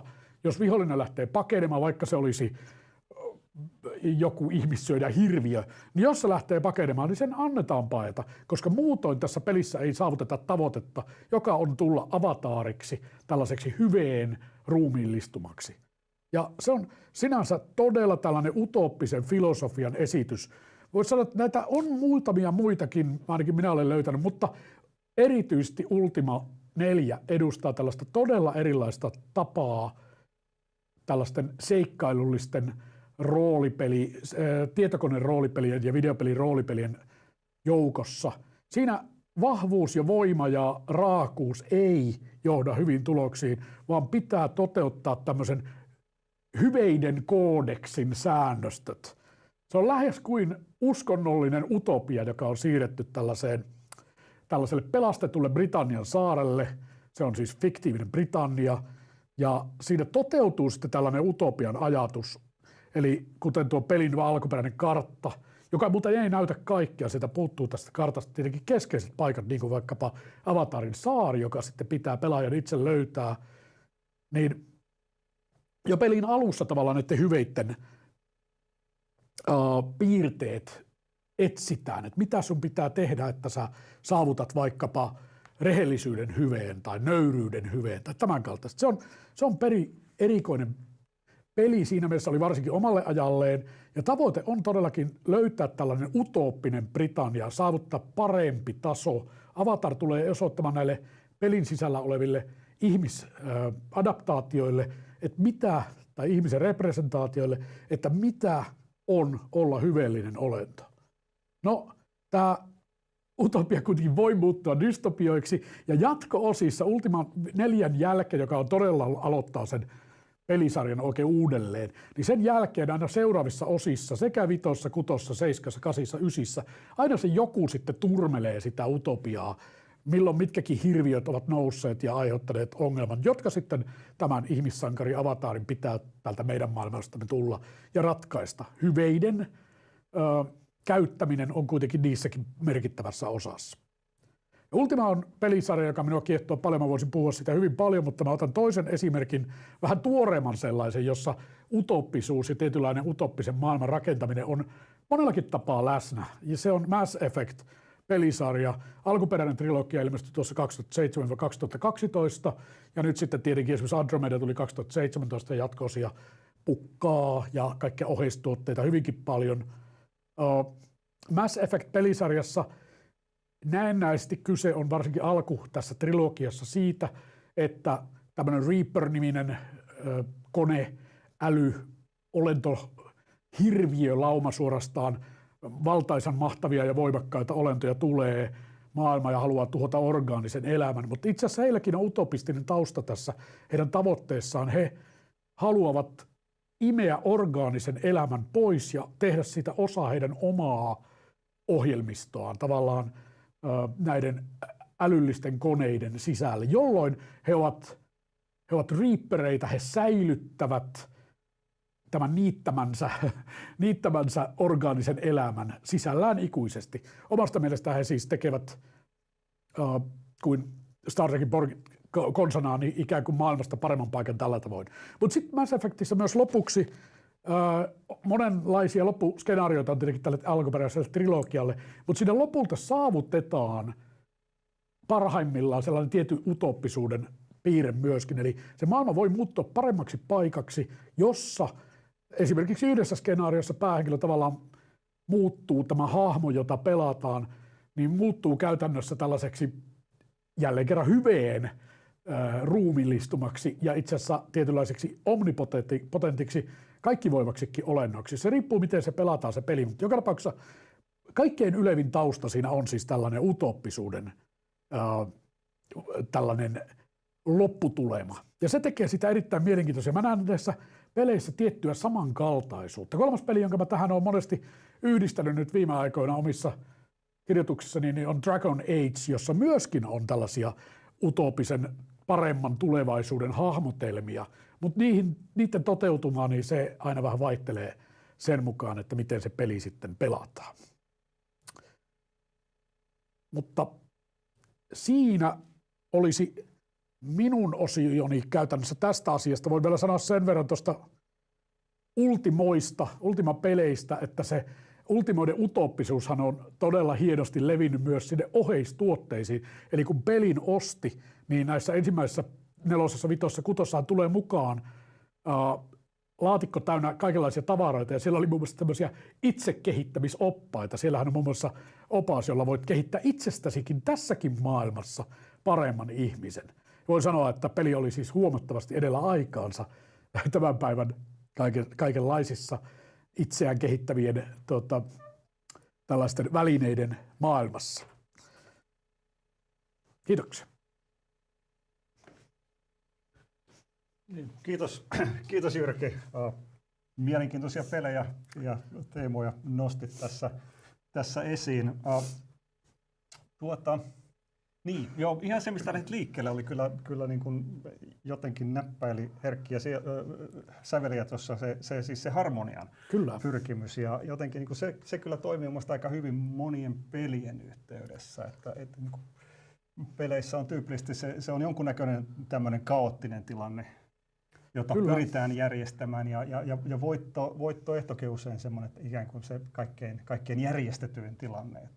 Mutta että tämä Utopia, se oli yllättävää. Voisi oikeastaan sanoa, mikä on se ehkä pointkin ollut tuossa lopussa se kaikkein paras sanoa, niin nyt sen lisätä tähän. Eli tavallaan se harmonian pyrkimys on näissä monissa peleissä ihan semmoinen, niin kuin, se on se ultimate goal, se on se lopputulema. Että esimerkiksi just vaikka tuonne maailmanrakennuspeleissä, niin sehän on maailman kun rakennat täydelliseksi, niin sitten se loppuu, kun se harmoninen kokonaisuus. Niin, siitä tulee jonkinlainen sen kokemus, mutta eikä tässä mielessä sitten kaikkein se niin kuin selkein esimerkki olisi joku perinteinen palapeli, että siinä on täys sekasotku ja sitten se on siinä niin järjestettynä, siinä on harmoniaa. Toi Ultima-esimerkki ja se tavallaan se hyveellisyyteen pyrkiminen, mä ajattelin, että sä viet just mut kysymyksen, kun sä sitten seuraavaksi pystyt puhumaan Mass Effectistä. Ja kun tämä tämmöinen niin hyveellisyyteen pyrkiminen, sehän on sillä tavalla niin kuin mekanisoitu tai instrumentalisoitu muun muassa Mass Effect-peleissä monissa muissakin, jossa voi pelata sitten joko tämmöistä hyveellistä tai paheellista Parakon tai Renegade, tai miten se milloinkin on nimettykään, jolloin niin kuin tietyllä tavalla pyritään kyllä siitä saa etua, että pelaa hyveellisesti, mutta se on aika kaukana mun mielestä tyypistä näistä sitten niin kuin tuohon Ultima-esimerkkiin. Ultimaankinhan voi pelata paheellisesti, mutta siinä ei vaan pärjää.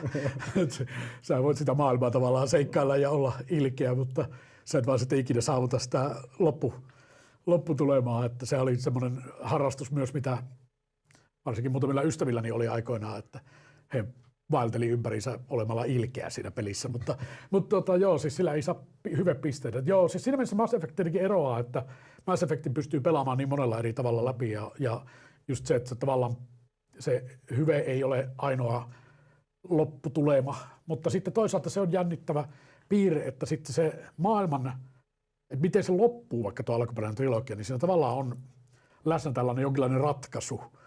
Että se, miten se maailma tämän jälkeen, siinä voi käydä myös niin, että se maailma muuttuu semmoiseksi pirstaloituneeksi, tyyliin avaruusmatkailu, mahdollisuudet katoaa tai jotain tällaista, että se on tosi monipuolinen siinä mielessä.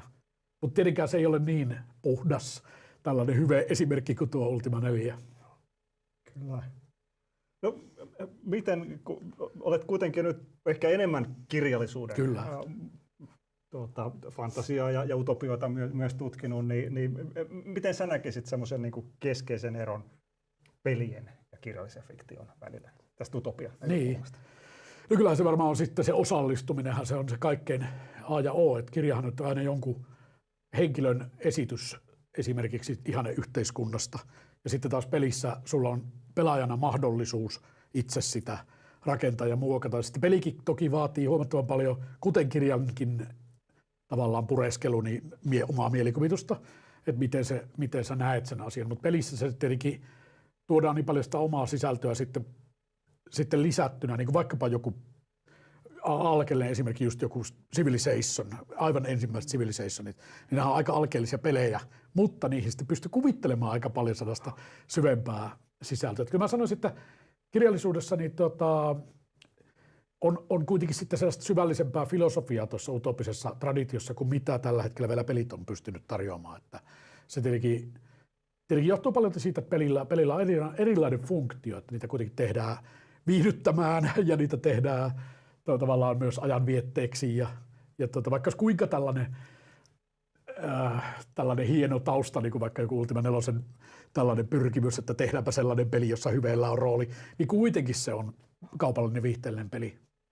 Että on siinä se iso ero. Kyllä. Selvä. Mä luulen, että meillä on tässä kohtaa nyt sitten pienen tauon aika. Kiitos paljon. Kiitoksia. Ja tosiaan pidetään nyt, meillä jää pikkusen enemmän, eli meillä jää tässä nyt 10 minuuttia aikaa ennen kuin siirrytään sitten englanninkieliseen osuuteen. Nähdään kohta.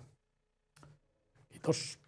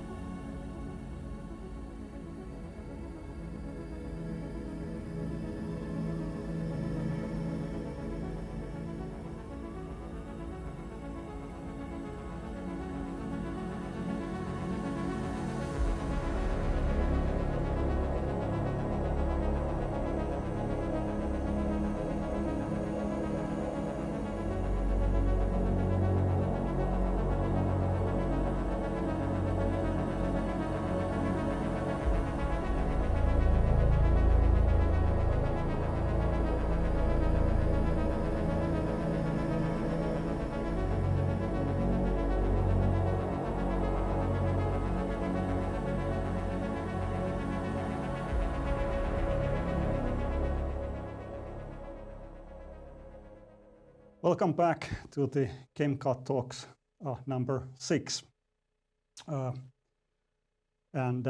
These GameCult Talk events are arranged by the Finnish Center of Excellence in Game Culture Studies.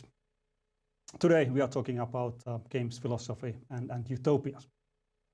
And the rest of the program will be in English, and we will have 4 presentations and then a short closing panel after that.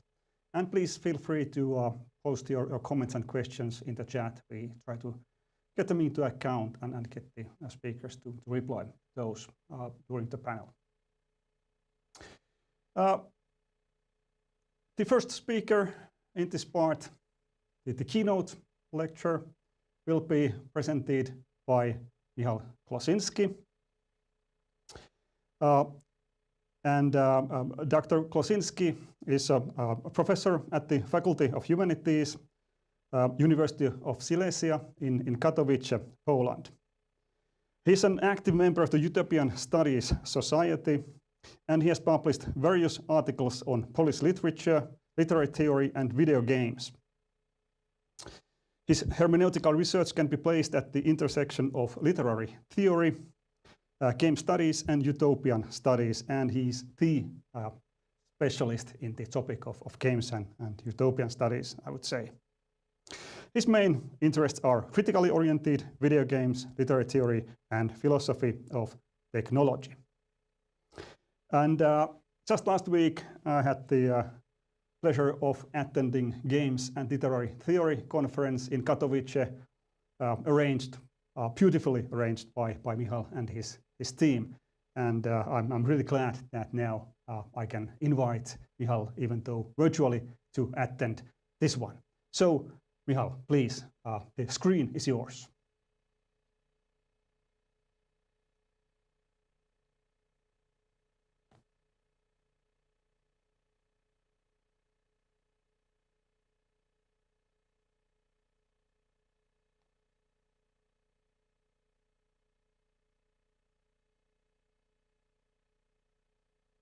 Okay.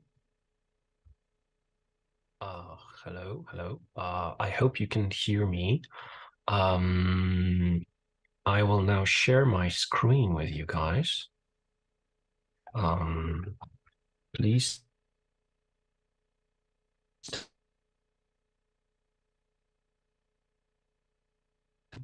Okay.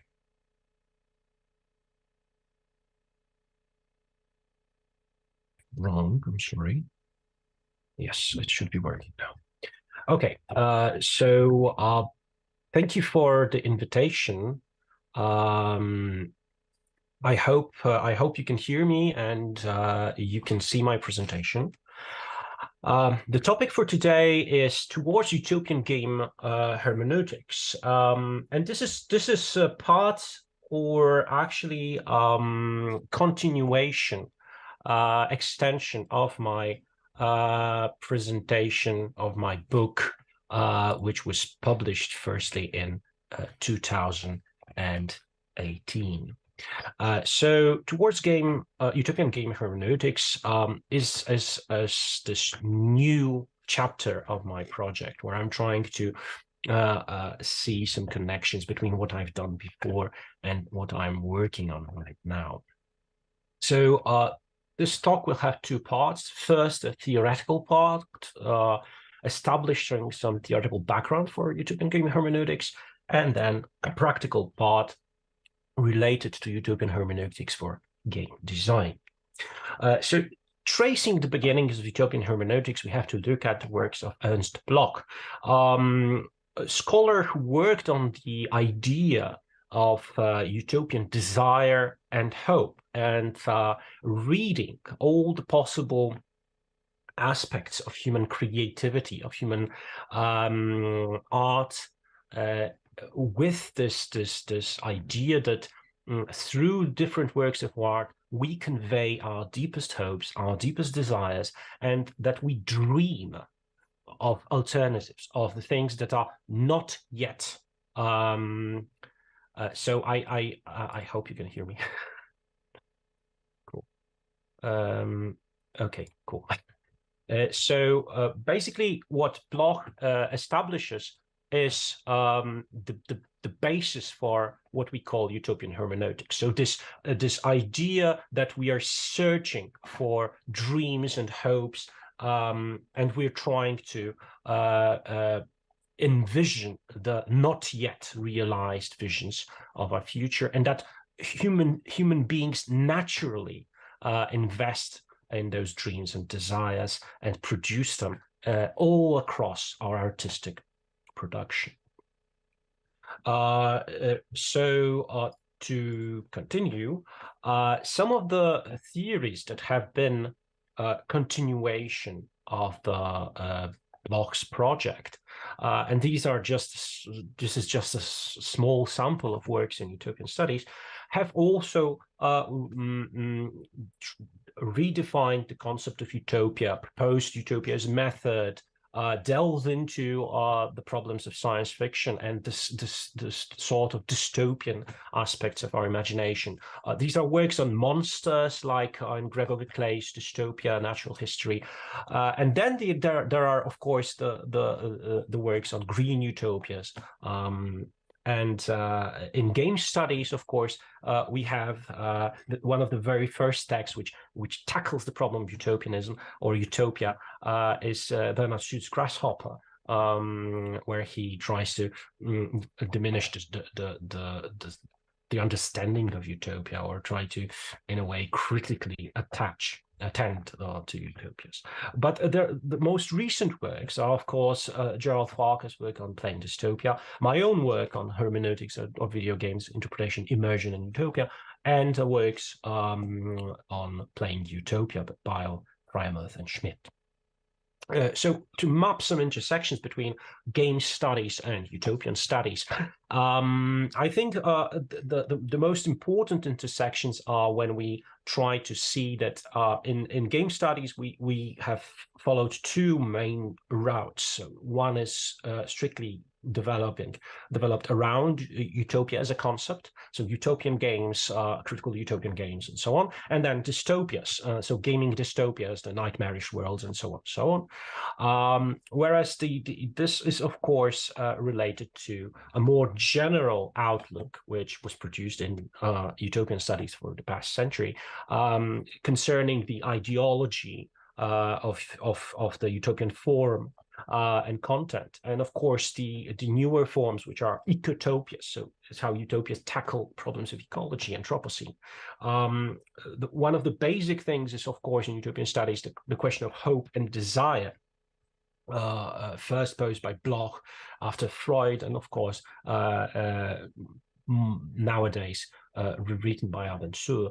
And then in utopian studies, we have also focused on the relationship between utopian fiction in general, or utopias as the social forms, and science fiction, so speculative fiction, as well as a utopia as a method for designing worlds, for learning how to think critically and how to tackle ideology. So these intersections, as you can see, are what can be said to map the place where we are, so in between game studies and utopian studies. So some typologies. One of the most prominent typology of utopian narratives was done by Sargent in 1994.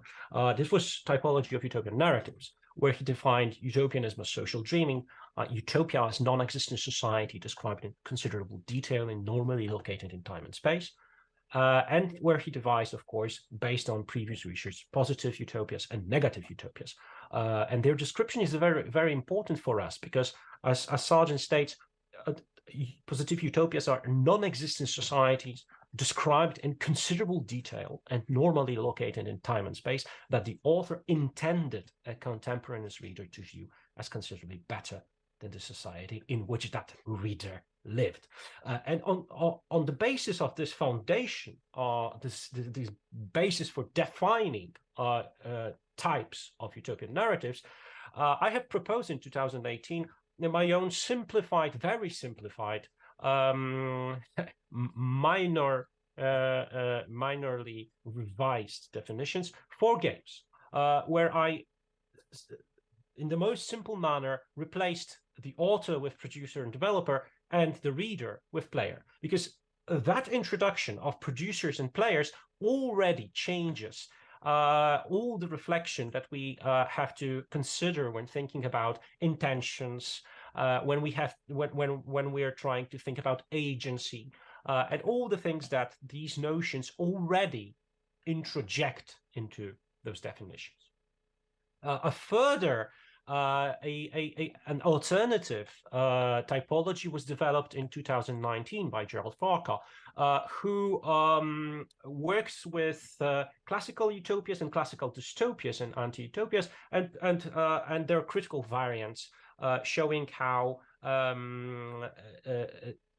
these notions can be more strictly linked to specific game genres, for example.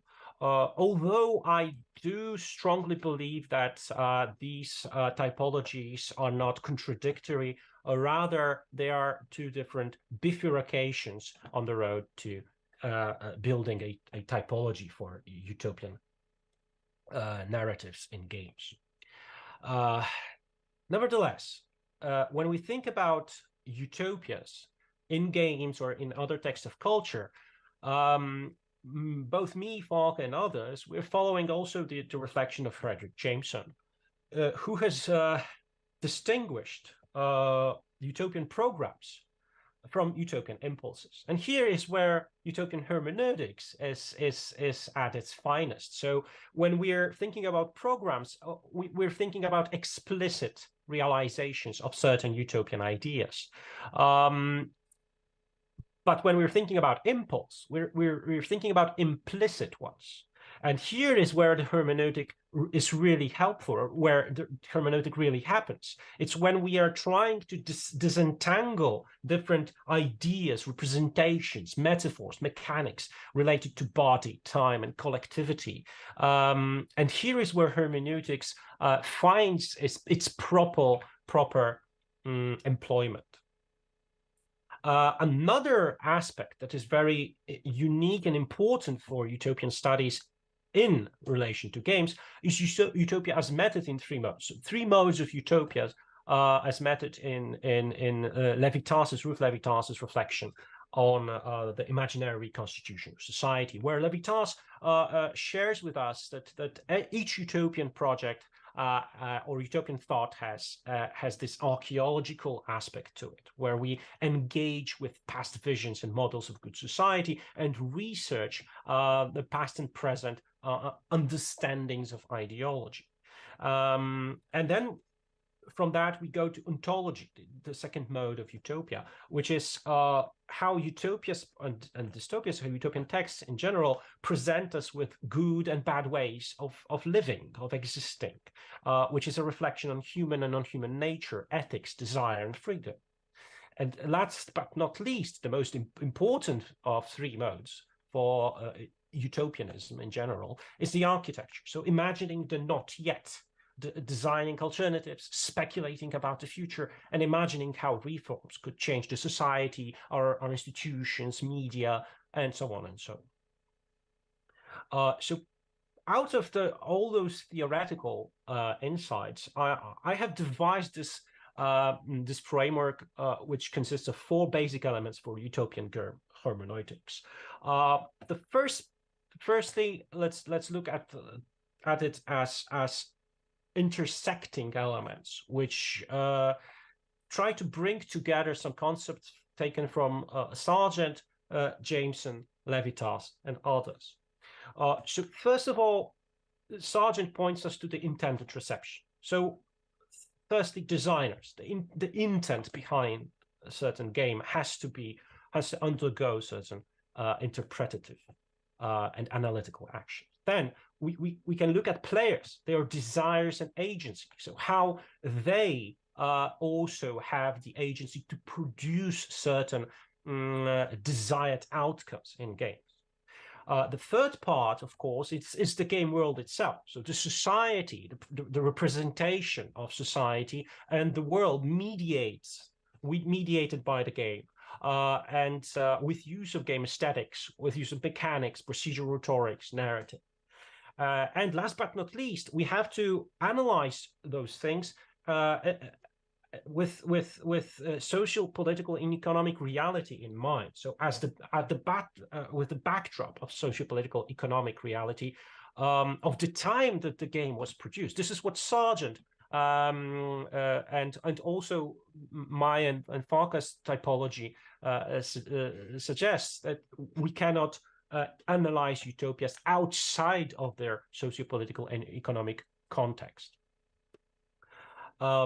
So how do we look at those things? Where do we search for cues and interpretative analytical material analyzing all those four aspects of utopianism in games? So where to find designer intent? This is a pretty easy thing to look for. So basically, we look at promotional material, designer diaries, interviews, and game descriptions. Also, sometimes the game code and naming conventions used in the code, for example, in object-oriented programming, can show us certain, can point us to certain interpretative tropes. So also in game descriptions, in loss conditions, and procedural rhetoric of the game. But of course, we have to be careful because, for example, platforms like Steam, they have all those labels, like dystopian, but sometimes they are limited to these labels, and they do not share with us all the possible labels which could be used to analyze games or to sift through possible games. And sometimes they mislabel games based on what the platform actually sees them to be. So an example of the designer intent in the promotional materials can be seen in Orwell games. It's very prominent in the naming convention, of course, but it's also prominent in how the designers introduce their games. So Big Brother has arrived and it's you. So this putting of the players in the position of Big Brother, advertising the game as such, is already a signal of the designer intent here.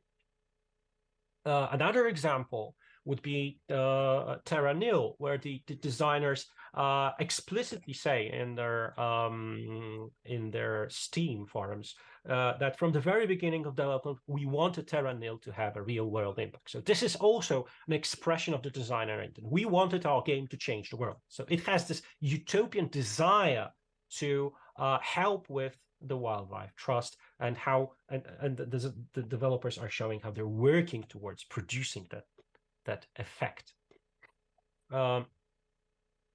So second part, where to look for player desires. And I'd say the best ways to look for player desires are sifting through game forums, social media confessions, but also looking at reviews, how players react to different games when they feel compelled to review them.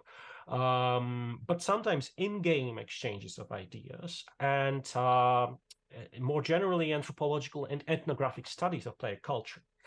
Also the intentional communities built around games, the Discord communities, for example. Sometimes these also can be found in guidelines and walkthroughs. And of course, we can use interviews or qualitative methods and questionnaires, quantitative methods, to look for player desires. An example from Genshin Impact, a player named Aya posted on the official forums that she found peace and wanted to convey the warm atmosphere being surrounded by friends and favorite characters in one of the elements of Genshin Impact, the Serenity Pot. But also, when we were looking at the player desires, when we think about hermeneutics in that regard, we can look at what players build in games such as Minecraft. So this is, of course, a product of one player who designed a utopian city, the airstructure for Minecraft. And another example would be to just this is from my own experience, to just listen to players who just play to stroll around in the world, where they feel when they feel either the sense of belonging or where they can describe their own experience as sublime, or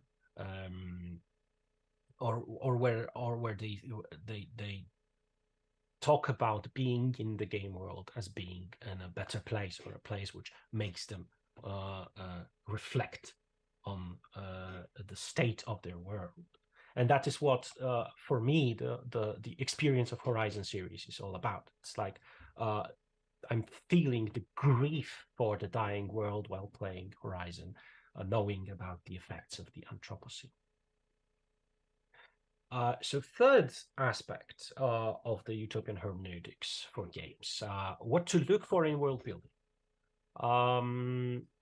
So these are the simple questions that I wanted to pose here. So how is the society in game represented? As Sargent defined utopias as representations of society, we are looking for representations of society. So is the ludotopia a better or worse place to live? So we're looking at the shape of the ludotopian space also. But also the mediation of social problems. How games mediate those problems. What ideas about alternative economy, politics, ecology, or society are there in the game we are trying to analyze and interpret? And how the game relates to past visions of a better or worse society. Which is, of course, related to how the game provides us with the atmosphere of hope, despair, or maybe this critical reflection. And of course, this ties to the things that we learn about better or worse ways to live from the game. And an example on the right is taken from The Wandering Village, and how the game tries to build this ecological relationship, alternative vision of an ecological relationship of a village built atop this wandering dinosaur-like humongous creature. But we can also look at other strategy games. For example, in Surviving Mars, we have these biopolitical ideas related to birth control policies, to the future of humanity as an intergalactic species, or actually interplanetary species, where we are trying to build a better world to live on Mars. So here we also can see how the game establishes the sort of, on the one hand, aesthetics of utopianism with these great domes filled with green, but at the same time with with the concept of segregating the society, controlling births, controlling migration, and so on and so on. And on the other side of the spectrum, we have the Frostpunk, where the sort of dystopia or utopia that we're trying to build is also related to the state of emergency, which is, of course, the apocalyptic event, the apocalyptic winter, which is coming, and we are compelled to decide how we build our society in the wake of this apocalyptic event. So in a way, we are also tried and tested whether we follow certain ideas about a better world, or whether we will do everything, so build a dystopian society based on our fears of the apocalypse. A third example here, from the Observer by Bluebird team, another a cute example of dystopian representation. The surveillance camera and the poster quite clearly pointing to the imaginary of a Hitler-esque figure talking about the curfew. So also how the world itself, how the world aesthetics conveys the sort of dystopian reality that we are thrown into as players. So the last element is, of course, how to identify a socio-political and economic reality as part of the study of utopianism in games. And here are some questions like, what are the presuppositions about the world, shape of its policies, economy, social order, institutions? What do we know about our world? And on the right, you can see the cover of Shoshana Zuboff's work on the age of surveillance capitalism. So this is one of these books that actually analyzes the state of our world, tries to define how bad it's become. So what are the most identified problems of our contemporary existence? What are the historical examples of a better, worse societies and institutions? So what do we know from history? How the historical utopian projects turned out for us? I'm coming from a post-communist country, so we all know how it turned out for us. What do we consider to be an alternative to our current ecological, economic, and political situation? Also, what do we consider to be the stuff without alternative? This is, of course, an intertext to the famous quote by Margaret Thatcher: "There is no alternative to capitalism." Right? So, what do we consider to be without alternative in our world? And what are we most afraid of in our culture, social group, nations? What are the fears, the nightmares that we dream about? And how is our contemporary situation described by its critics? And a simple slide here showing the socio-political, economic reality in a way, or the contemporary knowledge about it. So one is about global warming and NASA, and the second one is about ChatGPT, or the AI revolution, which, as you can see on the right, isn't yet able to explain sufficiently explain what are utopian games, or at least that's what I believe, that this cannot yet replace me yet. So finishing with the first part, coming to the second part, utopian hermeneutics for game design, or utopian hermeneutics for the design practice. I'll start here with the advantages, or enumerating the advantages of utopian thinking as presented by most recent empirical studies by Badan et al., who have developed this model for researching utopian thinking and how it relates to personal hope, social hope, the abstract thinking, and how it relates to the possibility for fighting against system or not accepting bad systemic solutions and collective agency. And Badan et al., in their empirical study, have proven that utopian thinking, so imagining better societies, increases personal and social hope, promotes abstract thinking. These two, in turn, decrease tendencies to general system justification. So, in a way, with personal and social hope, we are more inclined to criticize the system that doesn't work, rather than saying that nothing can be done. And then utopian thinking strengthens the intent for collective agency and system change.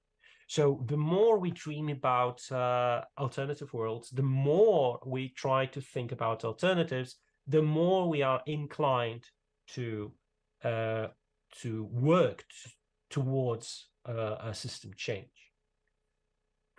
And this is, from my perspective, one of the most important research that I have found in the recent years, because it actually empirically certifies what we have talked about and developed in humanities and social studies for years now. But this is, of course, a psychological study. So from my perspective, utopian hermeneutics for game design would be interested in the areas of game activism, similar to, of course, such initiatives like Games for Change. It would be, of course, interested in using games as political mediators, or mediators which incite political agency. Addressing crucial problems of our times in games, of course, problematization of games as political objects, which has been, of course, the problem of many studies, from critical games to metagaming and others. And of course, the transformation of analysis interpretation into agency in design practice. So coming from hermeneutics, interested in understanding, to hermeneutics, which gives us basis for agency. And of course, changing our outlook at system justification modification. So how we justify the system that we live in. And I'm maybe this might be simplistic, but I'm referring here, and I'm trying to use that coupling all those problems with Utopias method by Ruth Levitas, archaeology, ontology, architecture. So when we're thinking about archaeology, utopian archaeology for game design, this is a sort of a guidelines and questions that I would pose. What forms of economic governance or social norms do you know from history? So how the world as you know it came to be? What social visions have been produced within different cultures? And how the inhabitants and societies of your world struggle to make it a better or worse place to live?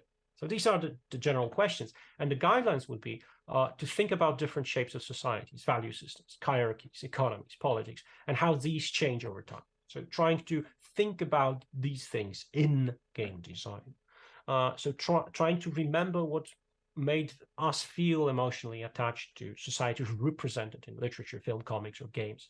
And how we could convey similar feelings with our game. Another, of course, part of this set of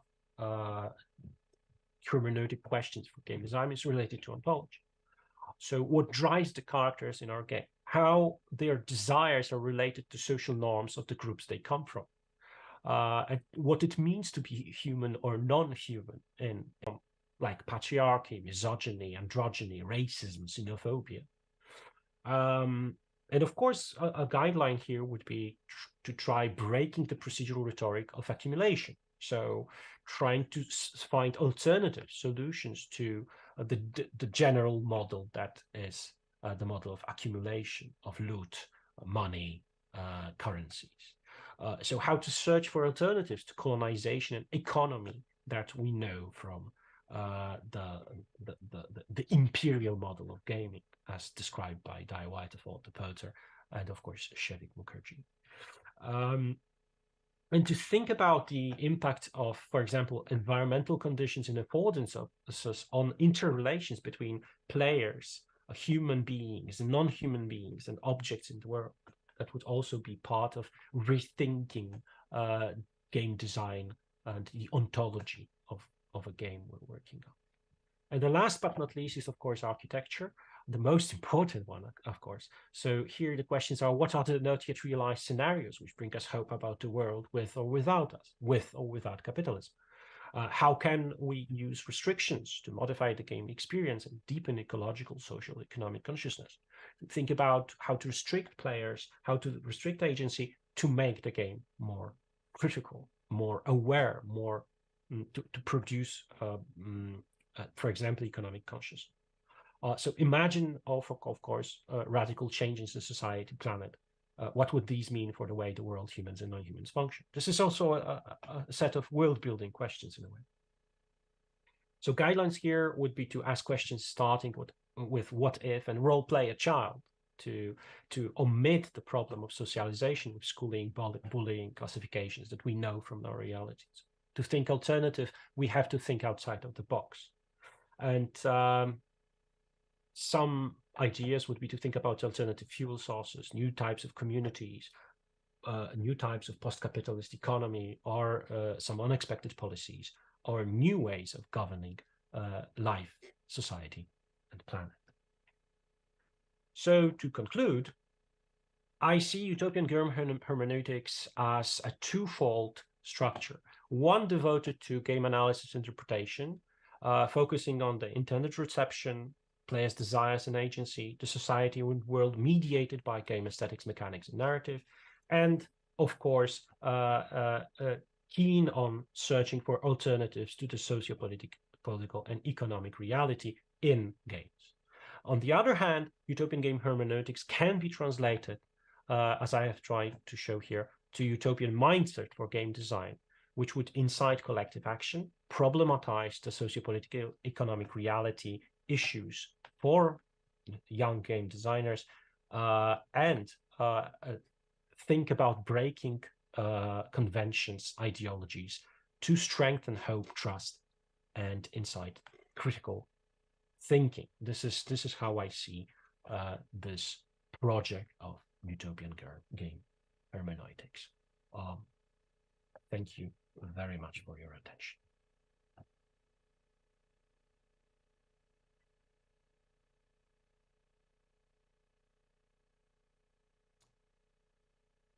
Great, thank you, Michal. That was really a rich presentation. Lots of food for thought.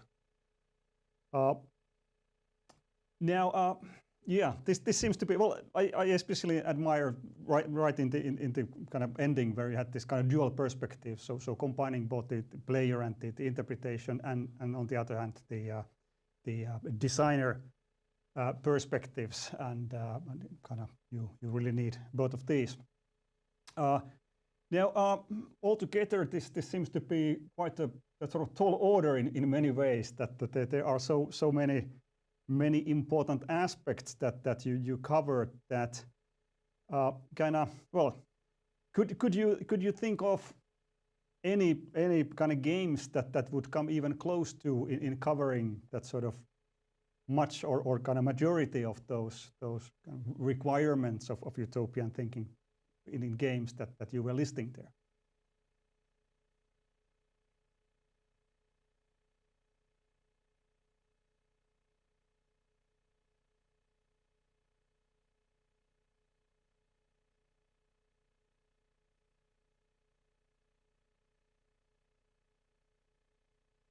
So Michal, are you listening? Yes, I'm listening on the YouTube.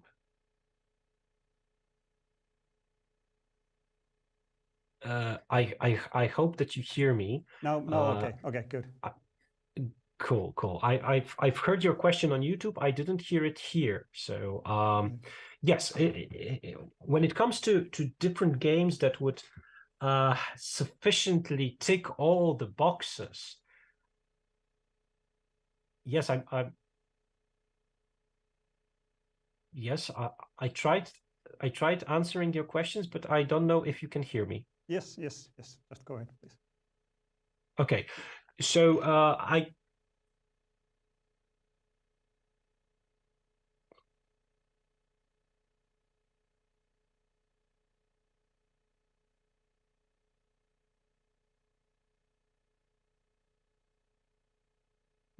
now, sorry, I had to stop because of the loop.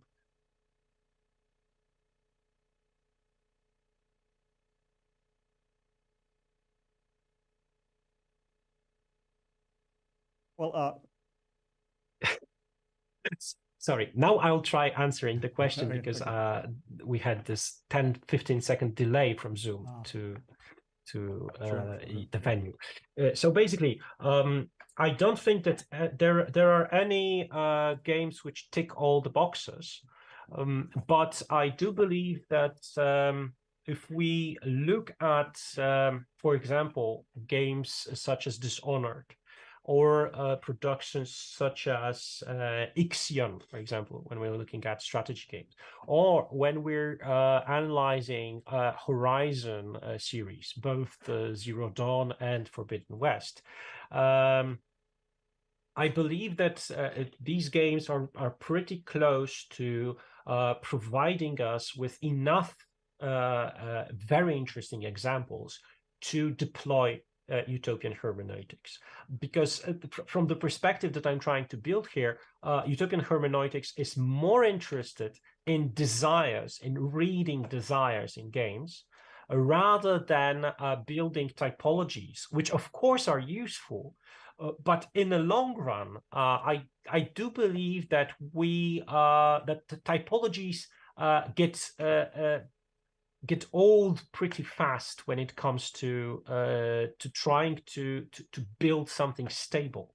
And when we're thinking about hermeneutics as the project of understanding, interpreting, looking at desires, then we have, I believe, a better outlook on how games are part of this cultural mediation of the not yet, of the not realized visions of the future. And in that regard, we can use our interpretations of games against certain ideological beliefs of our contemporaneity.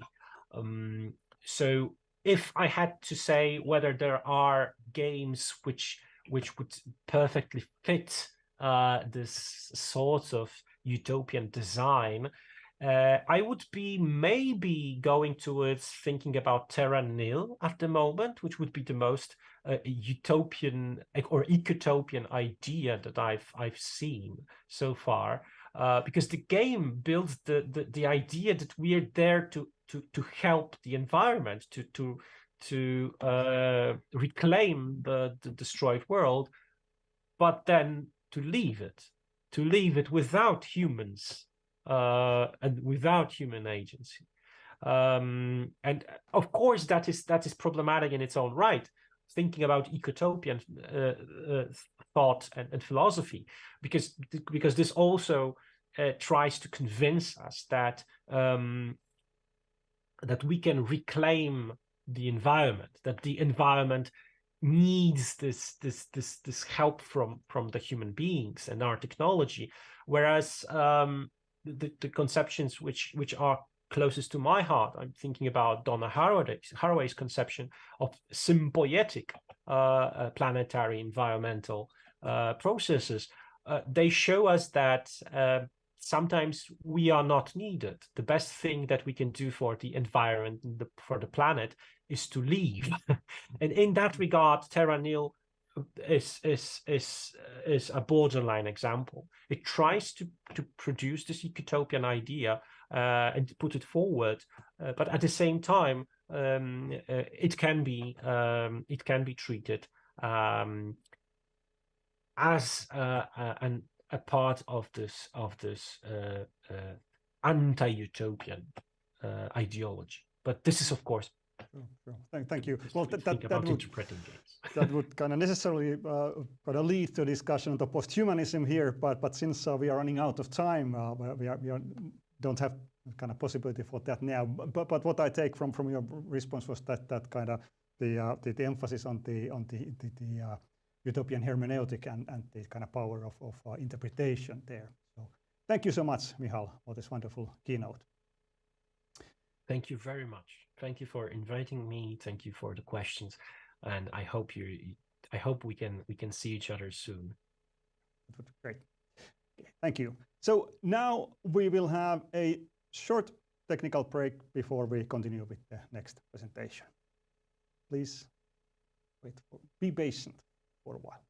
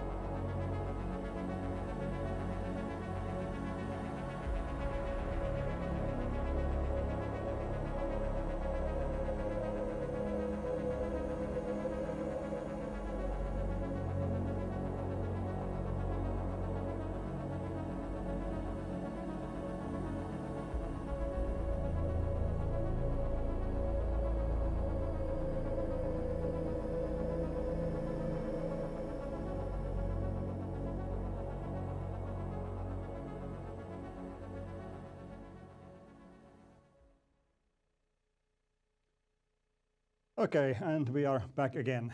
And now it's time to go to the next presentation by Diego Mejia from the University of Tampere, who is talking about from retro gaming to post-communist utopias, notes on the aesthetics and politics of nostalgia in video games in the wake of the launch of Atomic Heart. Diego, please.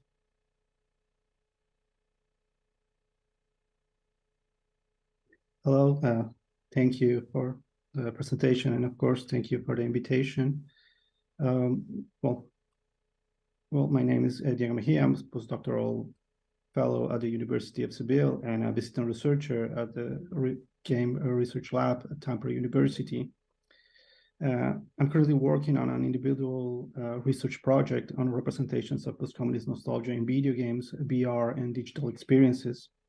Today, I'm going to talk to you about post-communist utopias and aesthetics and politics of nostalgia in video games in the wake of launch of the Atomic Heart.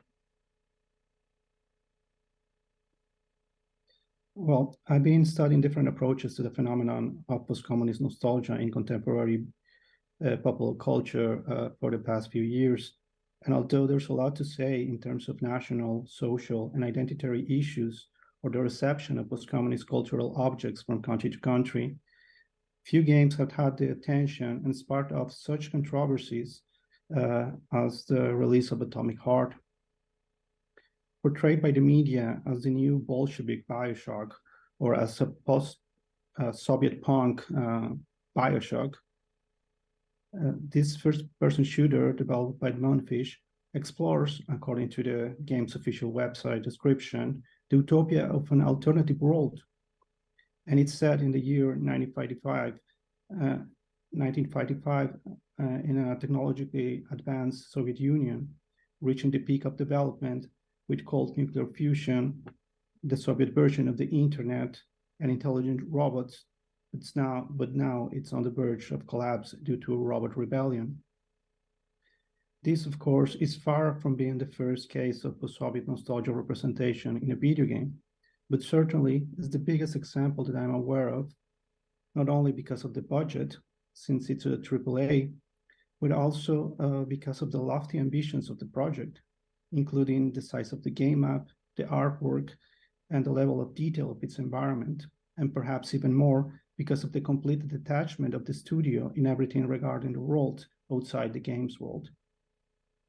This recent attention of the press and public to post-communist or post-Soviet nostalgia has, of course, as backdrop the Russian invasion of Ukraine that started on February 24, 2022, but that can be traced back to 2014 with the Donbas conflict and the Russian annexation of Crimea. All these controversies can perhaps be explained in two ways. Half of the controversies is political, completely extra-textual, and is connected to the investors behind the game and the PR management of the studio. The other half of the concerns, confusion, and a number of conspiracy theories around the game are intra and intertextual and are connected mainly to the game's aesthetic and its alleged glorification of the Soviet utopia. I call them conspiracy theories, not derogatorily, but simply because there's no way to prove them, while other allegations only show a lack of proper read of the game. And with this, I don't mean interpretation, since most people only saw the explicit icons, symbols, and tropes of the game regarding its world building, but did not pay attention to its actual narrative and implicit logic and discourses, which, to be honest, as a failure can be mostly attributed to the game's design and marketing.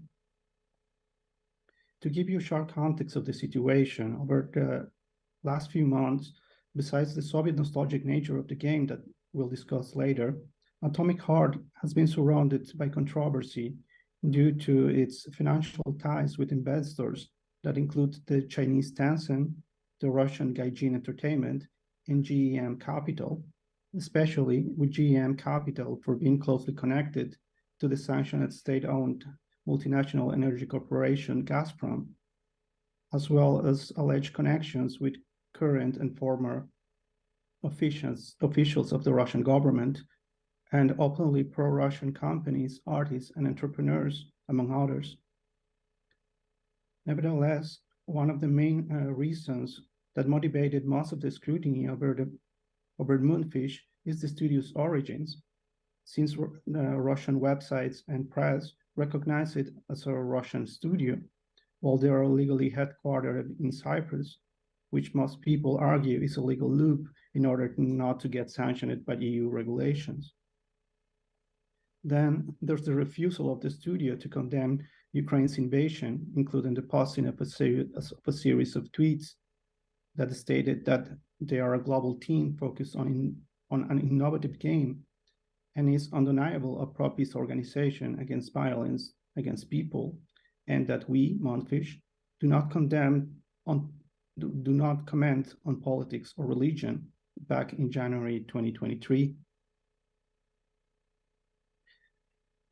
And soon after, the report that Moonfish collects users' data and may provide it to the Russian state authorities, in particular the FSB, the Russian Federal Security Service, the contemporary equivalent of the KGB, something that soon the studio claimed was an outdated end-user license agreement that needed to be corrected, or the fact that the game's release date, February 1st, 2023, coincided with the anniversary of Putin's speech declaring the recognition of the Donetsk People's Republic and Luhansk People's Republic as independent states, a preliminary event that led to the Russian invasion 3 days later.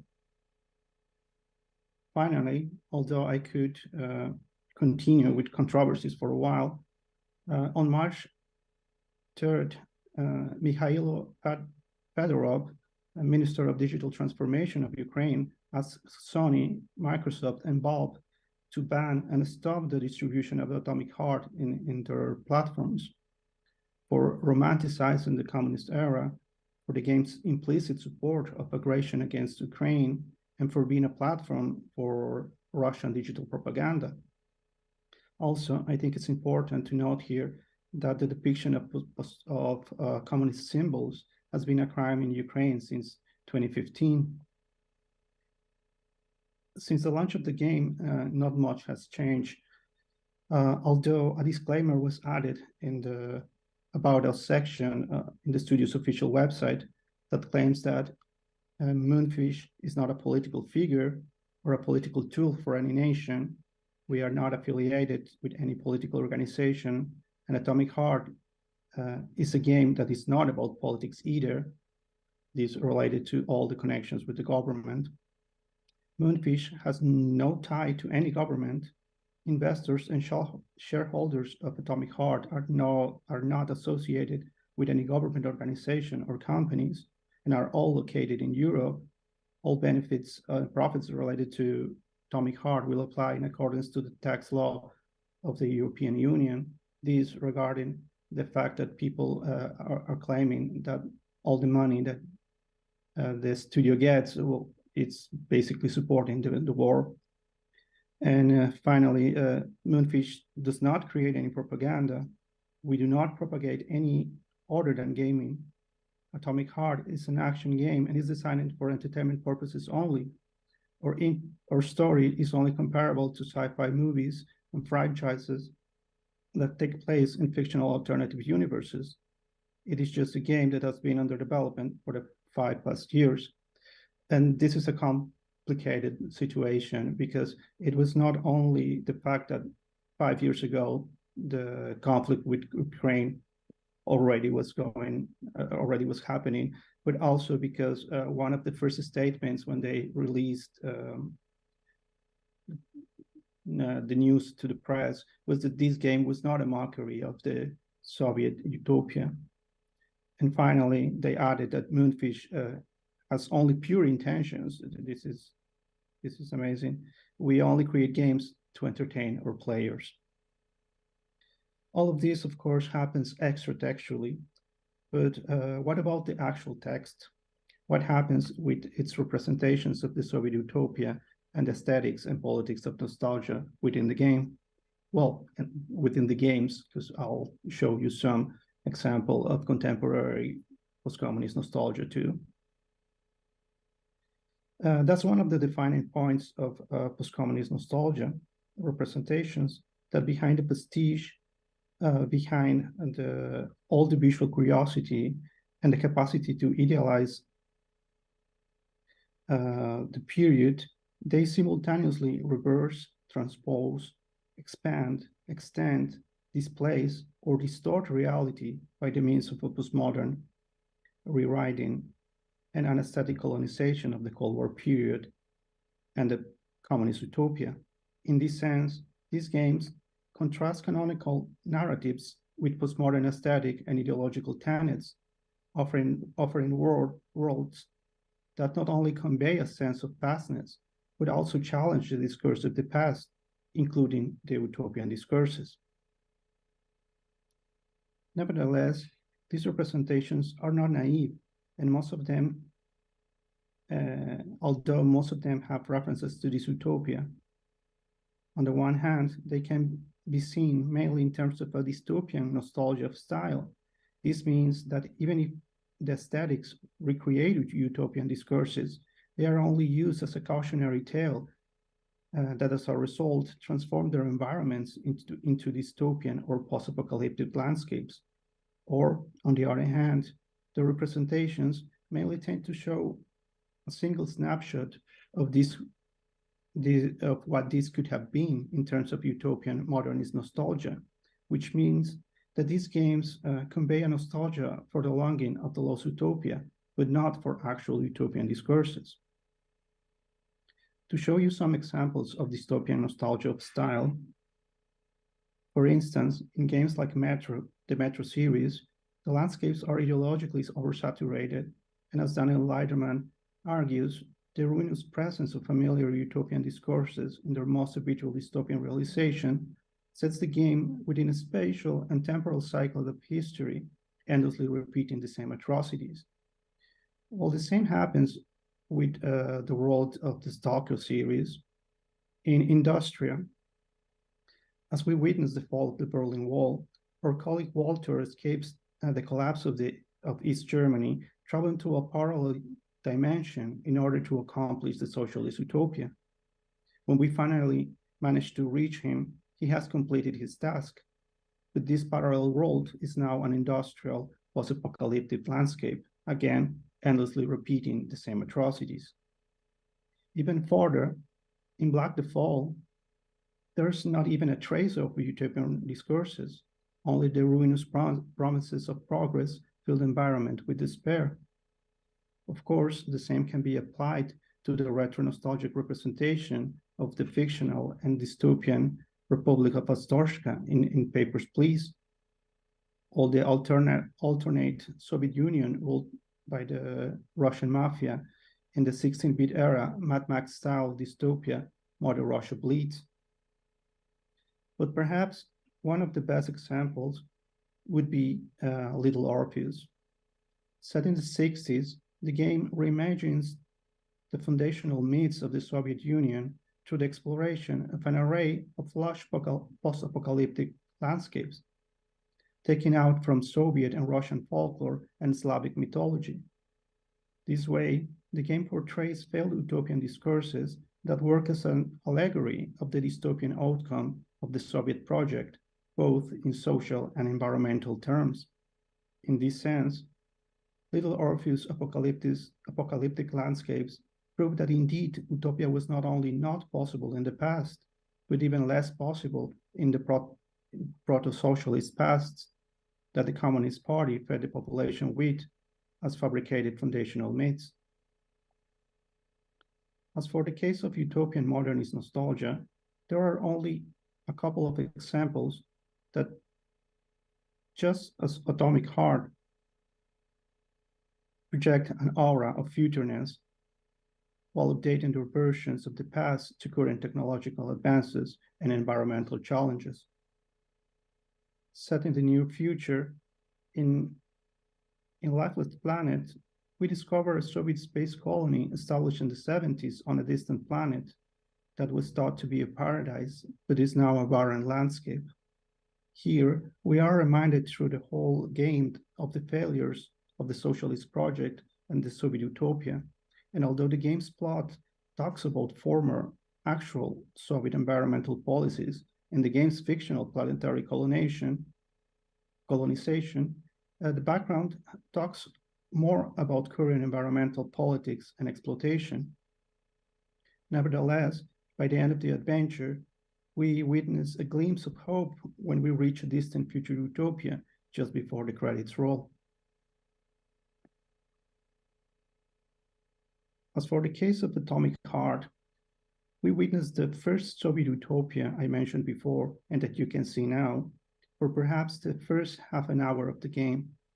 This scene that acts as an establishing shot is purely contemplative and indeed delves deep into the scientific and technological achievements of this alternative USSR.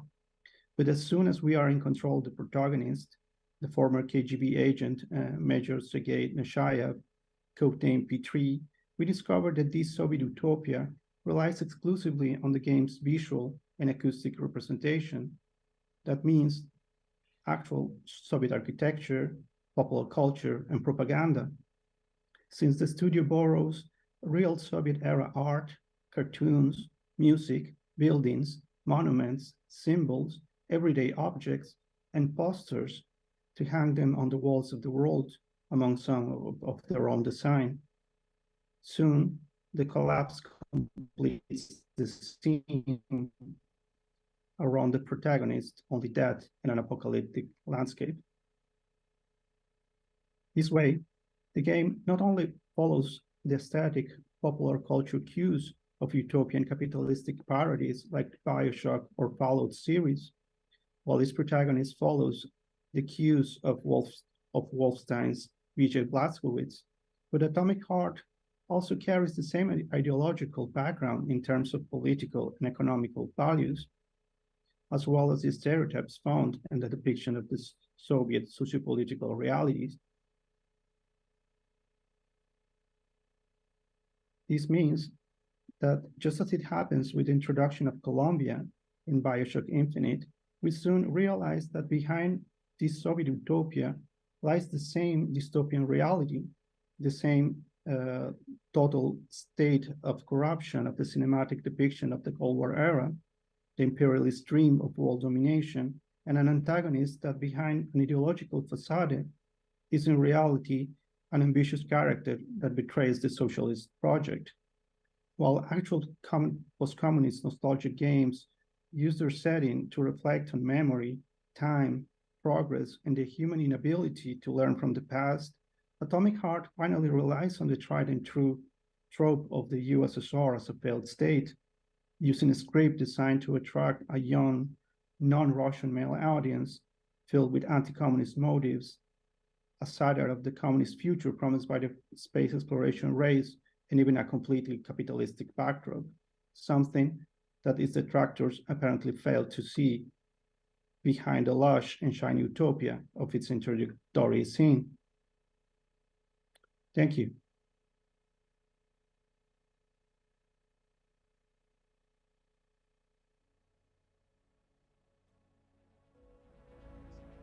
Thank you, Diego.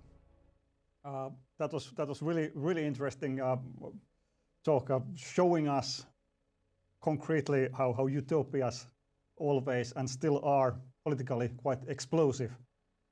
Also, great that your talk had this kind of very current and even acute frame of reference to the current affairs in the world. Now, I just one question that came up in a discussion at the backstage a while ago. There seems to be certain kind of similarities, visually at least, in Atomic Heart to the BioShock Infinite and this series, so which are claimed to be that sort of a traditional capitalistic type of games in a way. So could you somehow compare Atomic Heart to BioShock series? Yes. Well, as I said, they are not only share this approach to popular culture nostalgia, because they use a lot of tropes. And for instance, the animations of Fallout with Fallout Boy, and you know, they reconstructed this idea of vastness with all the material and material and aesthetics of popular culture. But and of course, Atomic Heart goes even farther. As I said, all the propaganda that we see in the game, it's actual Soviet propaganda. I mean, it's not designed by them, but they took all this library of real production and use it. But behind all of that, they are exactly reproducing the same thing. So behind all this Soviet paraphernalia, they are repeating the same tropes that Bioshock used, because back behind all of that, this is still the parody of a capitalistic utopia, not from a Soviet or not a communist utopia per se. But the controversy didn't see any of that. In fact, there are just a few people that actually read the game from what the actual narrative talk, and if you go through the whole thing, you will realize that the game is actually anti-Soviet, and it's just a facade. And the interesting part is that this is basically a marketing thing. I wouldn't call it even a design of a choice of the design of the game, but it's a choice of marketing, and that's the way they're selling. And all the ways the way that the studio responded to all this criticism, basically by not responding at all, or just making a few corrections that would not stop the selling of the game, it's pure marketing, it's pure capitalism. Okay, good. Thank you, Diego. We have to now move on to the next presentation.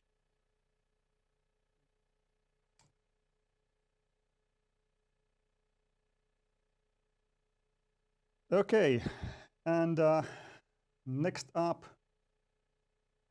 we will have Sari Hietamäki from the University of Jyväskylä talking about peace, utopia, and video games.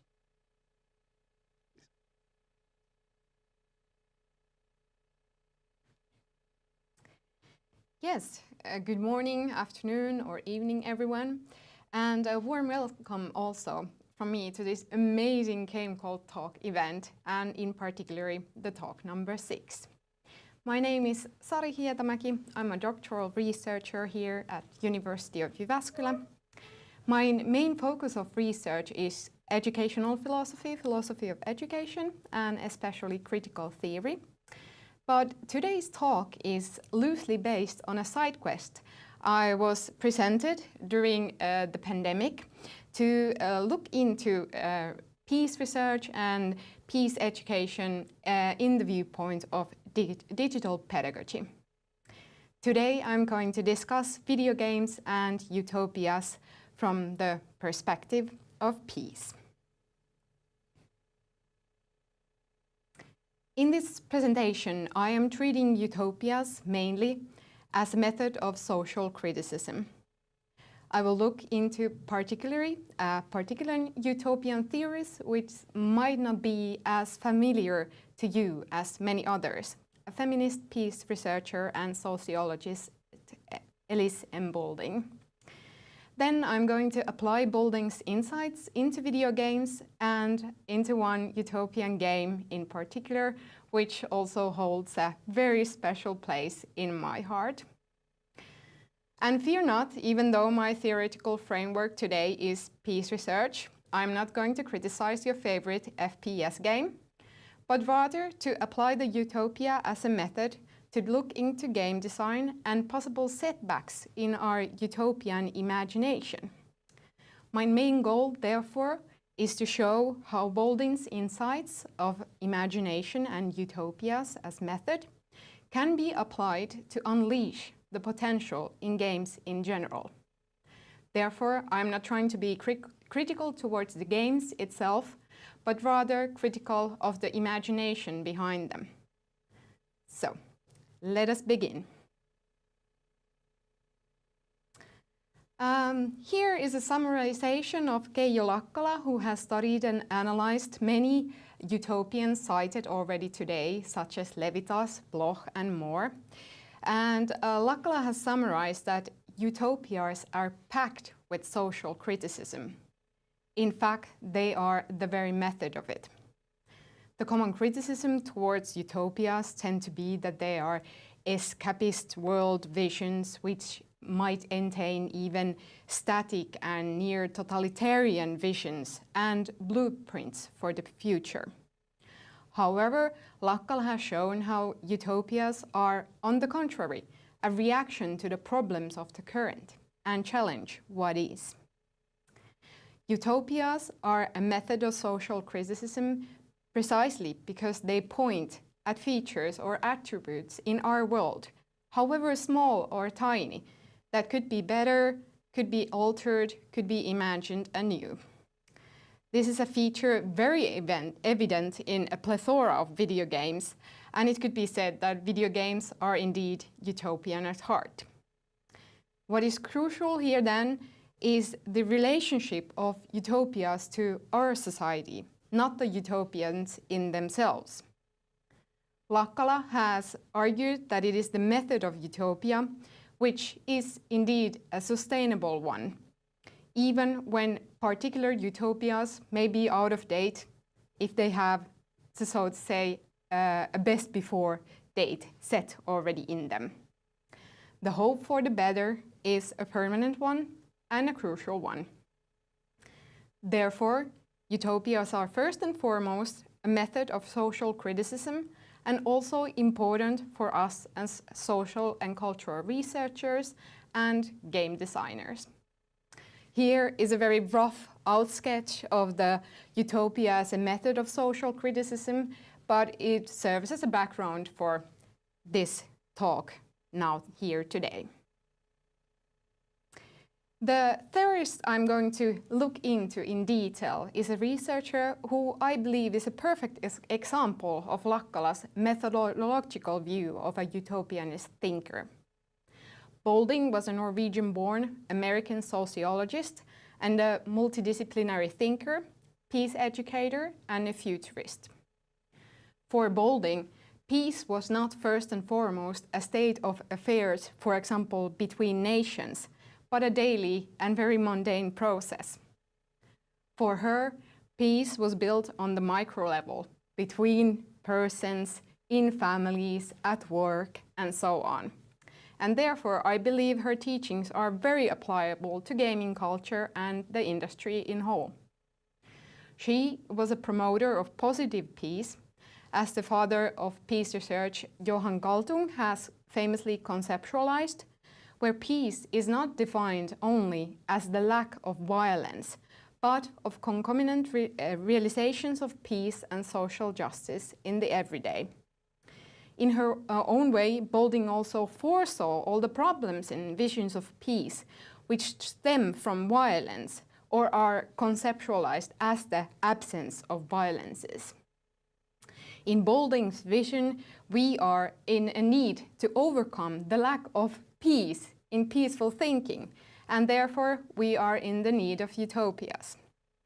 Bolding herself analyzed different utopias from nationwide to cultural-wide to tribal ones in great detail in all macro and micro level, and came to the conclusion that what is needed most are the practical tools and processes to arrive together to peace. At the very core of this is, as Bolding summarizes, the very ability to imagine something different and better than what currently exists is critical for the possibility of social change. Hence, it is the ability itself and the capabilities which follow that can lead to utopias, and in Bolding's visions make peaceful processes come to life. One example that Bolding used herself of this process is mediation, where all the participants need already a vision for the better future, for the mediation to happen in the first place, and to be able to arrive at a compromise or a solution together. However, for Bolding, the situation is not as simple as we could first imagine. It is not so, according to Bolding, that we could just naturally, with the snap of our fingers, or immediately imagine the better. Bolding suggests that our imaginary capabilities are more limited than we could ever realize. Indeed, Bolding's insights have been shown to have some empirical validity as well, so that sometimes it is impossible to imagine the better. For example, this has been studied with peace researchers who would be unable to vision a world without guns and bombs. So, our imagination. One could say that it is a rose with thorns. The capability to exercise the imagination is crucial, but Bolding thought that our capability for social imagination is severely weakened. Furthermore, Bolding believed that our experience deprivation, as she called it, in turn leads to image deprivation. Here, she was not so much as a technical advocate herself, but also, of course, wasn't at the time aware of the communication possibilities that we have today, that which also video game industry uses. She herself developed a method of image literacy in the name of Utopias, which is a practical tool to mine together to the collective imaginary. Imaginative literacy was a collaborative process where these tiny image fragments were collected from many individuals, something that could also resemble or inspire video game design. But finally, what is important here for today's talks, Bolding, mirroring perhaps critical theory for those who are more familiar with that theory, found that in Utopias, among others, is a crucial conflict between our human passions. On the first hand, towards order and technological domination of the world, and on the other, a passion to go into the wild, back to the nature. I will return to this conflict with an exemplary video game shortly. As a futurist, Bolding was already at her time, when she wrote this in 1989, at hands with our digital being today.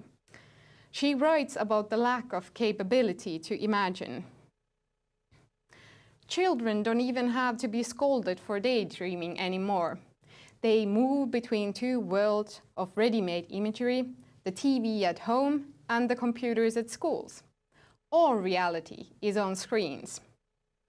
As we know, today this is more true than ever, with computers in our back pockets or always at our hands, even when you're crossing the traffic lights.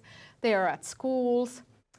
However, interestingly, Bolding, as a peace researcher and futurist, also saw the difference between the TV and computer, and also computer games. In front of the TV, one simply absorbs the ready-made imagery.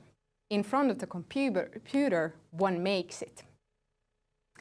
Indeed, the computers have given us the chance to make our imaginations into life, into games, for example, but Bolding would remind us that only if we have the imaginary capability to do so, to have the capacities to actually think differently, to do utopias.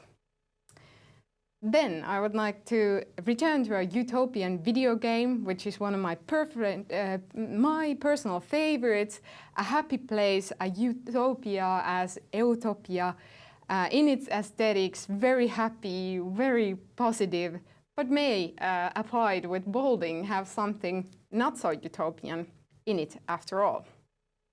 This is Stardew Valley by Eric Barone, the Concerned Ape, a farming role-play inspired heavily by the Harvest Moon series. Here, the gamer is given a task to fulfill the gamer's grandpa's dream and a final wish to make a farm piled in rubbish into a paradise again with lively stocks and beautiful crops, and a hub for the whole community. Stardew Valley and Harvest Moon, for the fact, fulfill at the same time the both utopian passions Bolding found. The passion for order and of technological control and dominance, and our wish to return back to nature. As a utopia, I think that Stardew Valley points us to a future where one could harvest crops and live in harmony with the nature, despite the 4 seasons and sometimes unpredictable weather conditions, or even more unpredictable factors such as human beings.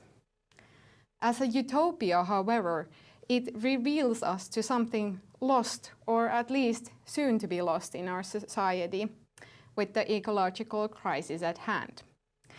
Applied to Bolding, we can also see that this picture, this imagination is also limited.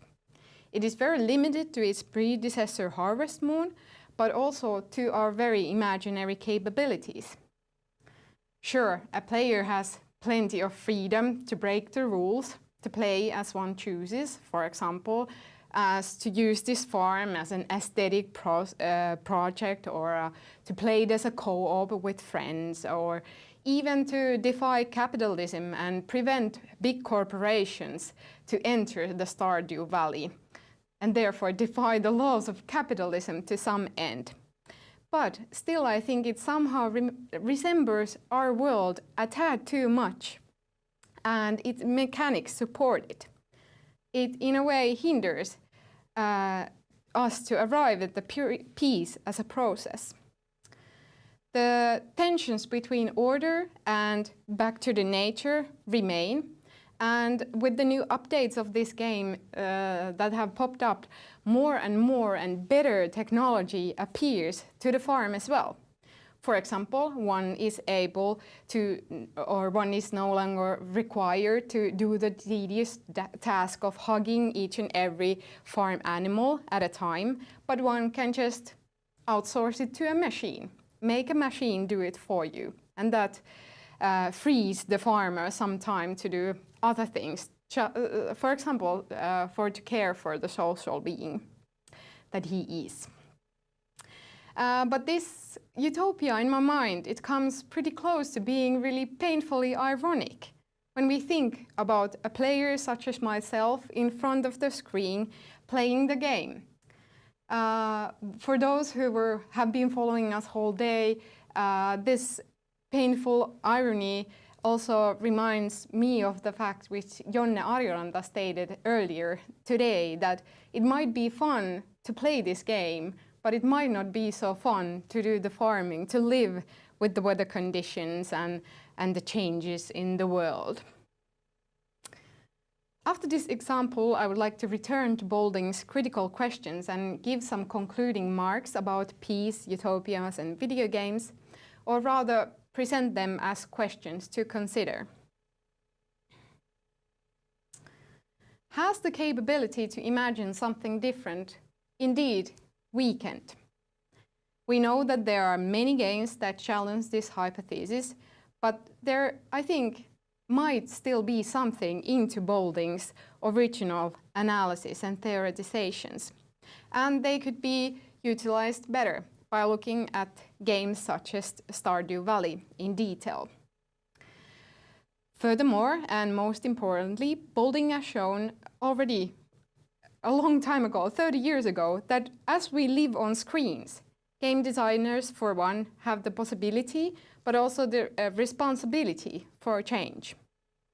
It is to be remembered, however, following Bolding, that our imaginary capability might be too tied to our existing world, even when we don't necessarily be able to see it, even if we don't see it at the very immediate and first glance.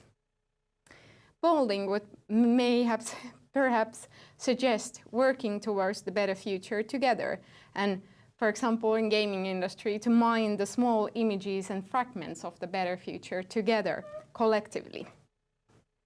Thank you.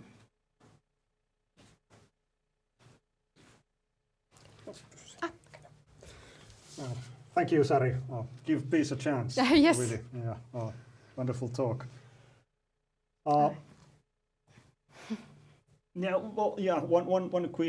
question at this point. Like, games may have potential to help us to kind of think differently. But do you think is it more that kind of up to? Are you looking towards kind of commercial, sort of entertainment games, or do you think that the kind of serious games, some sort of games with some sort of practical aim, kind of educational games, something like that could be designed in a way that would be helpful for this cause?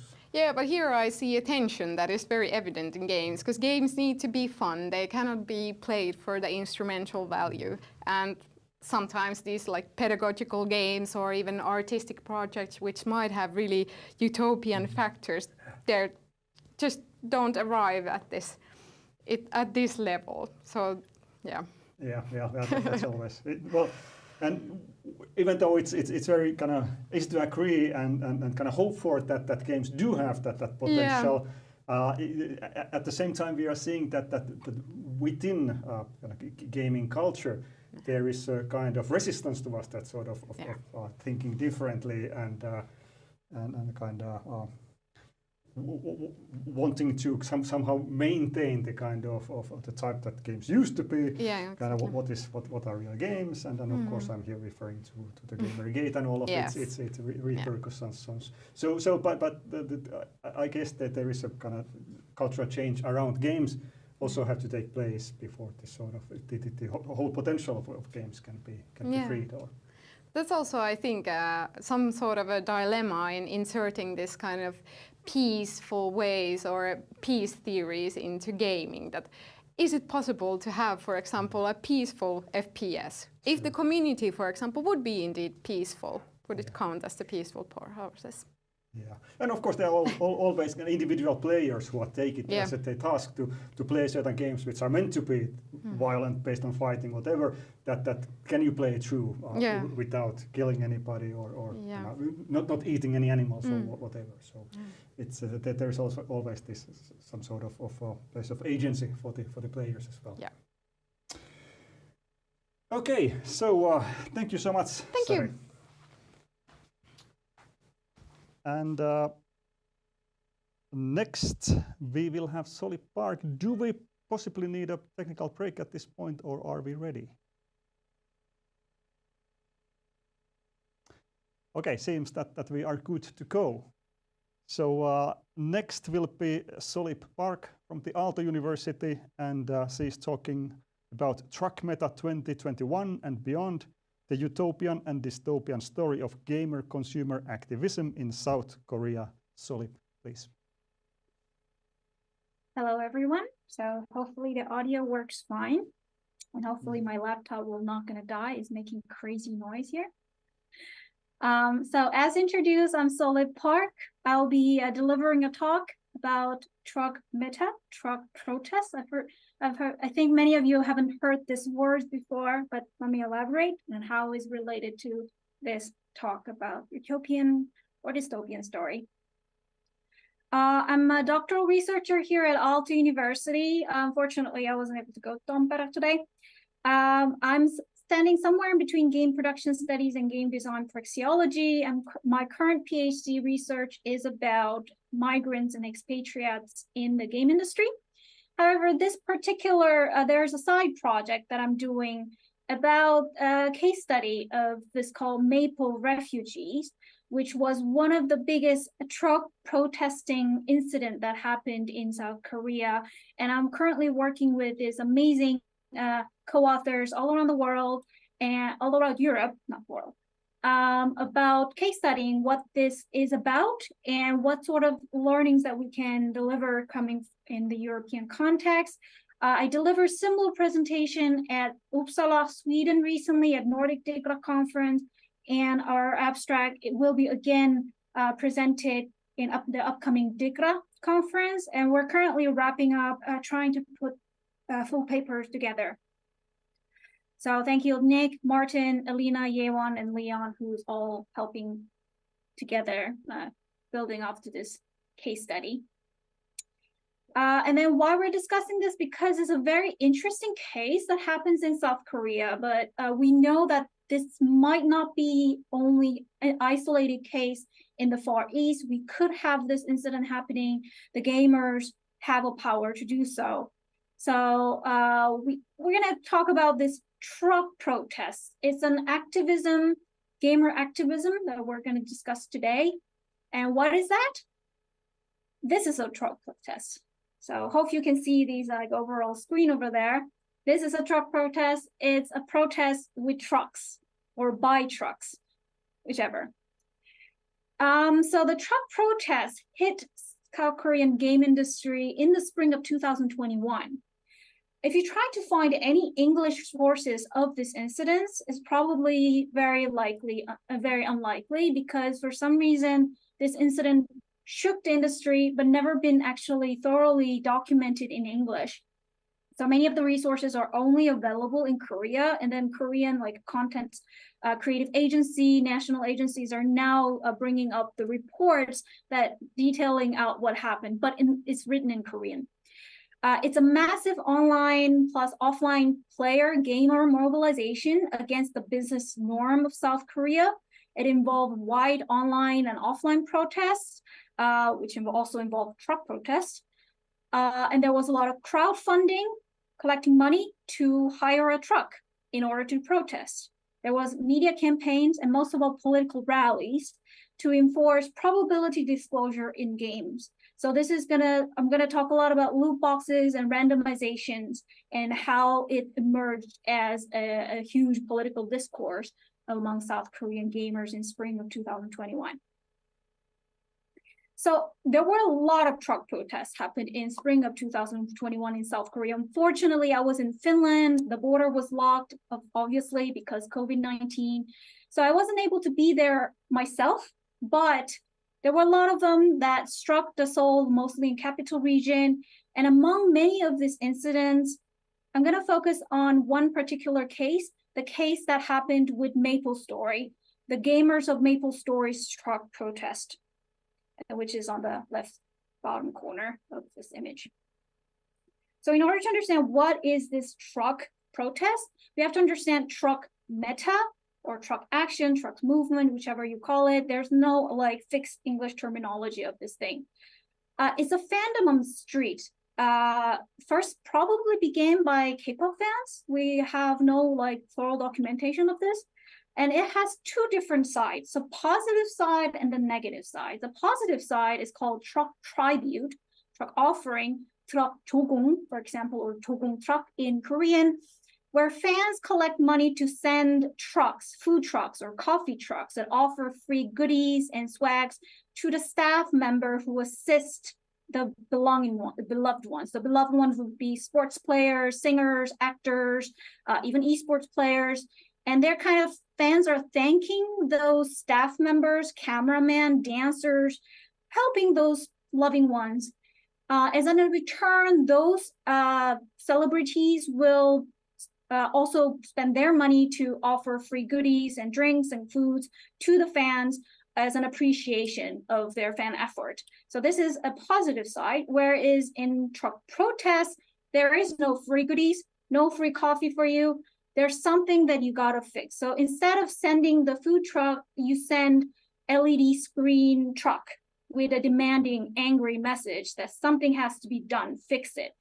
And we consider that, I think overall the truck tribute has existed for a while in South Korean K-pop fans for a while, whereas in truck protests, it is estimated it started somewhere around 2020 in the midst of COVID-19 pandemic, because obviously you cannot protest on site due to social distancing measure.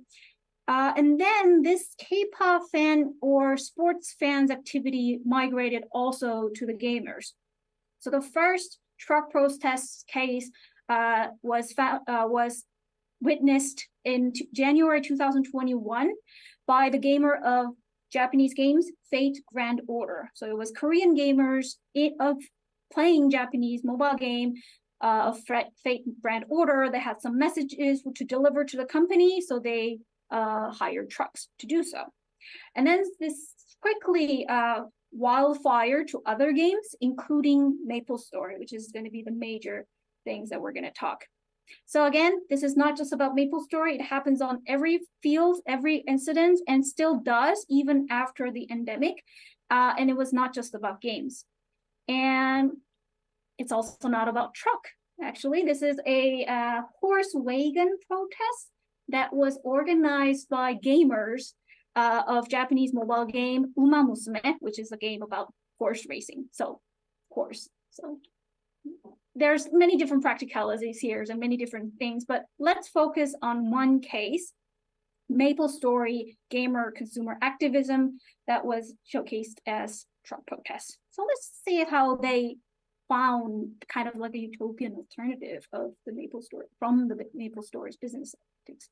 So MapleStory is free-to-play 2D side-scrolling MMORPG developed by Nexon and serviced since 2003. And even today, even after this whole incident, the game still counts as one of the lucrative, commercially successful, top-earning MMORPGs in South Korea. This is what you see. You can see like glamorous special effects and amazing amazingness of this game. And in MapleStory, there's a feature called 추op, which is the abbreviation of 추가 option in Korean, which means additional option. This is the first step towards the end game. You add additional stats to the item. Basically, it's an item upgrade, randomization feature. You upgrade in-game equipment, weapons, and armors, and you can add additional stats up to 3 times. Which each attempts it requires extensive amount of consumables, which could go beyond like thousands of euros per gear. And there's 25 gears in the game. So do your math, you'll get the idea. That's a minimum. And there's a perks here. There's a kind of risk factor here. There are 19 different stats that you can get out from by randomizing this 추op. So roll D19 and then hope for the best that you will get the same number, desirable numbers 3 times in a row. Count the math, probability-wise, that's the thing. Items can also be destroyed or downgraded. There are a lot of like features, and of course, it requires a lot of consumables, and there's a lot of cosmetics and in-game items that are time limited as well. So and then also you can acquire only certain type of cosmetics and in-game items only through loot boxes. So this is a general thing about this game. So because there was no probability disclosed before 2021, fans conducted a lot of like researches and collective data research on it, saying and crafting the theory that a certain type of game, certain type of additional stats are slightly more challenging to acquire, therefore they're more valuable. So there was a market consensus that certain items are more valuable because they are more rarer to acquire. And this is one of the charts that users did back in 2020, for example. And then because this involves a lot of real money and risk factors involved, players also likes to trade already upgraded shop items in the in-game item trades. And there's also active real money trading economy surrounding MapleStory, which monitors the currency, in-game currency with the currency rates with the real money and vice versa. You may ask, is all this legal in Korea, like loot box, randomization, that extensively real-time money? Well, let's say legal is sort of like a gray area, and it's very case by case, so I'm not going to go into that much detail here, but that's kind of, it's not illegal, but like legal, yeah, something like that. So all this context, so in MapleStory, remember all those like market consensus and the high risk factor and the active in-game market trading economy. All of a sudden, on February 18th, 2021, Nexon announced that upon this patch, again, there was a patch note, very long, but one particular sentence stood the eyes of the gamers that says, all item buff upgrades that offer additional buff points, 추op, will be randomized with the same probability. Yes, so players obviously didn't like about it because they didn't have this market consensus that something is more valuable, something is not, based on their speculation of the probability. And instantly the in-game market value crashed. The real money trading charts here indicate there was a drastic shift in market currency around that time. And then immediately, within 24 hours, players gathered up. They coordinate the task force teams online. Again, this was during COVID, so everything was conducted primarily online. They say, we hereby refer to ourselves as consumers, and here are our demand to Nexon as a rightful consumer of the MapleStory. They demanded rollback and more transparent communication, but there was a slightly different nuanced tones between heavy players and casual players, heavy spenders. Heavy spenders were more interested in compensations and rollbacks, while in casual players, they kind of deemed this opportunity as a raise their voice on declining MapleStory's many technical issues and bugs, customer service, and some of the very pay to win, very high monetization risk factor as well. They kind of unite together and sort of try to demand for companies' reconsiderations of their updates. And Nexon's initial response was that actually those true-up different probability was an error, and they want to fix this now.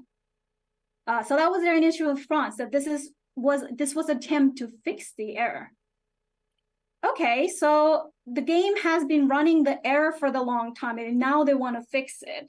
Now then, the players' demands instantly within just a few days changed from rollback, but then no, transparent communication, and especially probability disclosure. We want to see what the numbers are in there. We want to check if they're run properly. And then they wanted to explain what exactly was the error, official statement, do the apologies from the MapleStory executive, et cetera, et cetera. Their demands started to pile up. They started the online protests, refusing to pay anything in the games anymore, doing the Korean won challenge online. And obviously they started truck protests. So again, renting this truck is not cheap. You need money. But then the players were like, I'm not spending money on this game anymore, so I'm just gonna spend my money crowdfunding and send the trucks in front of Nexon's headquarters. And these are the trucks, and there were quite cliche statements as well. I mean, I personally really liked about this instant noodle, even instant noodle disclose what's inside, and of course game has to disclose what's inside. So there were sarcastic jokes here and there, but then of course the atmosphere very scary and very demandful. So about a week after that initial patch note, again, this just happened within a week. How powerful that is that? Nexon promised a compensation, that they will compensate consumable items that users probably have spent for true-up after the initial patch. So they will compensate consumables. The consumables were untradeable, time limited, and it was character specific. And what about those people who sold or purchased true-up items with fluctuated market value? What about that? And then what about those people who cannot spend those time limited consumables in time, et cetera, et cetera? The compensation wasn't enough. So the truck protests continued, and then now it's kind of became more political. Now gamers realize that companies will not listen to us. We need more power. And therefore they started to rally, also doing a political lobby towards policymakers. And the politics stepped in because the gamers are also voters. They started to call for legal ground to mandate probability disclosure in games. Actually, there was already a political discussions about this mandating of probability disclosure, regulating loot boxes since December of 2020, so several months before this whole thing happened. But it sparked, it like the fuel was lit on the fire after the protest of MapleStory players, which is quite interesting because these are gamers, MapleStory gamers are mostly generations of the shutdown law, the law that regulates minors playing video games after midnight. They are the ones who kind of had to fought against the politics, against the regulation, try to convince their rights to gameplay. And then now they're using this politics to demand for their customer right. So which is kind of interesting shift in this power games. Finally, after all this, finally, 5th of March, Nexon disclosed the probability within their games. It was first time in Nexon's history. Again, this is one of the biggest game companies in South Korea. This game is huge. The players actually made this company to hear their voice and ultimately change the company's policy that has been continued for more than 2 decades. So, and then the following months, players was able to draw game developers out from their office and actually put them in the questioning sessions. The photos on the upper row are actually the hearing session between players of MapleStory and the developers of MapleStory, asking this like detailed questions about the probabilities, bugs in the game that is remained for 2 decades, some of the business logics and monetizations that they feel uncertain, and even for design flaws and narratives and typos in the game. So there were like several hours, 4 hours of sessions, and this type of session followed throughout the game industry in South Korea. The photos on the bottom are actually not MapleStory, they are like hearing sessions of different games. So yeah, if you look at that, wow, that's amazing. The gamers did manage to change something, amazing stuff. But then in reality, there's no happy ending, kinda. There's always mixed ending. So let me tell you what happens afterwards. After the reveal of probability, things kind of got haywired even, because there was probability, more aggressive monetization and dynamic probability adjustment that players did not aware of before. They upward. The certain features were unable to be attained, even if you spend thousands of dollars, millions of dollars in the game, no way you can able to get them. So they call it probability manipulation, that company have manipulated the market all along and they've been fooled by it. And then more stronger demands for enforcing and then do something against the industry's self-regulatories on loot boxes and probability. The issue of trust emerged. Now gamers and streamers started to talk about the trust has been broken. We don't trust game companies anymore. They will probably disclose the probability, but how am I supposed to trust those numbers, right? The discussion started to like go into more a dystopian narrative that nothing's gonna work out. No way we can trust anyone. There were also disputes between players happen. Obviously, the MapleStory fans, the thousands and millions of players, had diverse view objectives. Again, I mentioned there was slightly different nuance tone between heavy spenders versus casual players. And so eventually, at some point in the early March to April, online harassments between the players started to emerge. Heavy spenders or casual spender, they pointed at each other as like, who are the most representable beings to make this game better or to fix these issues. And especially on 14th of March, the MapleStory task force team tried to bring out the game developers from MapleStory for a hearing session, but nobody from Nexon showed up. And eventually, soon after that, the task force teams were changed. They had another online election, got a new task force, and then another election in order to get new task force teams, because they were also harassed online. It was chaos all around the place. The hearing session, the photo that I showed you earlier, was actually coordinated in April. So between March and April, this whole dispute between players sparked and erupted into online harassment here and there.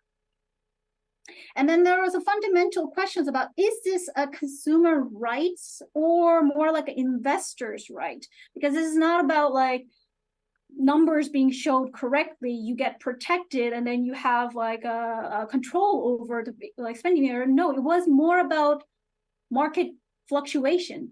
People who invested a lot of monies in the games were angry because their investments are not fulfilledly made. This pattern is very vivid in another truck protest incident or coordinated by Lineage game players. There's a trilogy of game series called Lineage, is also really huge in South Korea. And then money, real-time money involved in these games are like add 2 or 3 more zeros in the end that you will expect to spend in MapleStory, and that's Lineage. So the heavy spenders are really, really heavy spenders in Lineage, and they were one of the most active protesting peoples during the spring as well. So it's kind of like, is this actually about consumer? Is it? Not sure, is it?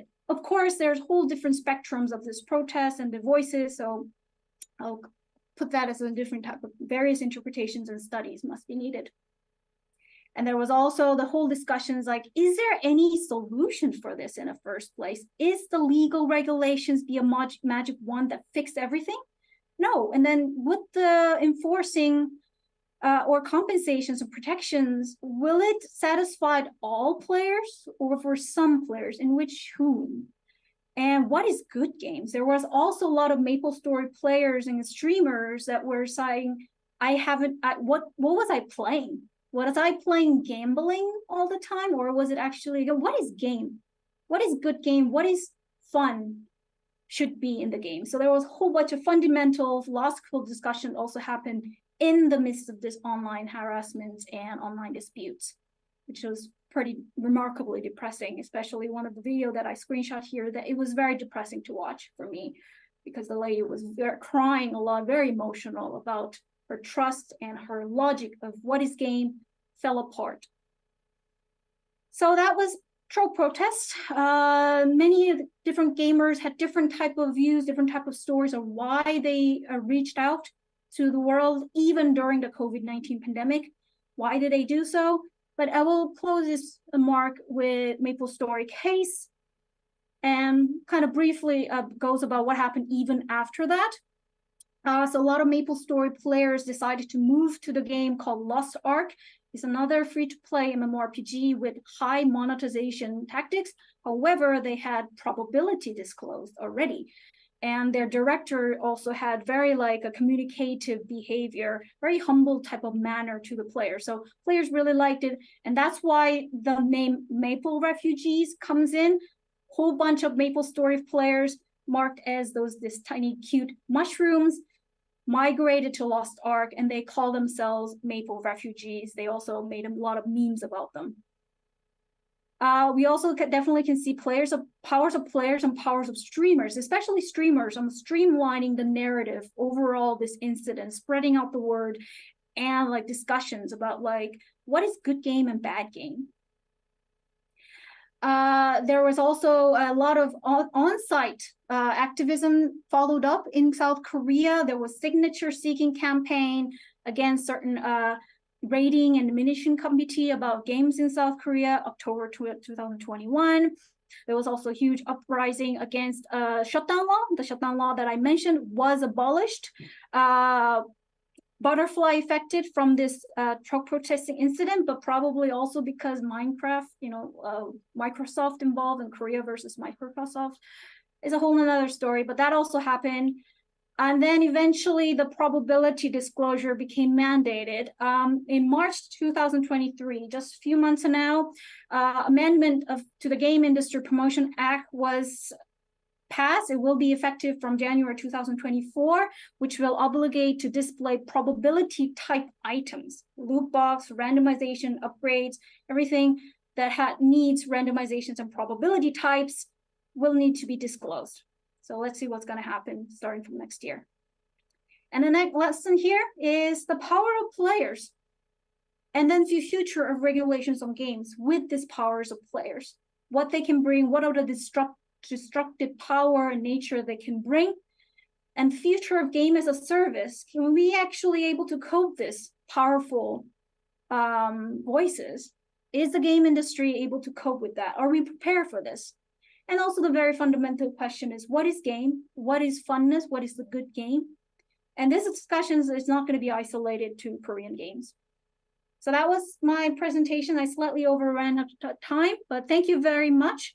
And then hopefully we can able to show you the full paper of this story in later this year. And if you have any questions and want to access to the timeline that we're building and stuff, let me know. My contact is over there. Thank you very much.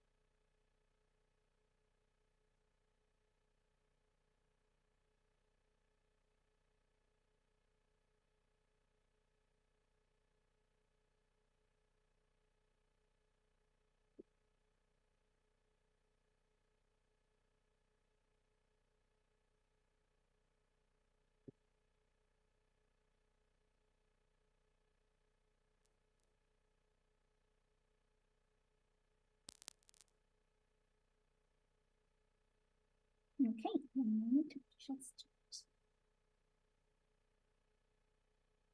Okay, Solid, can you hear me now?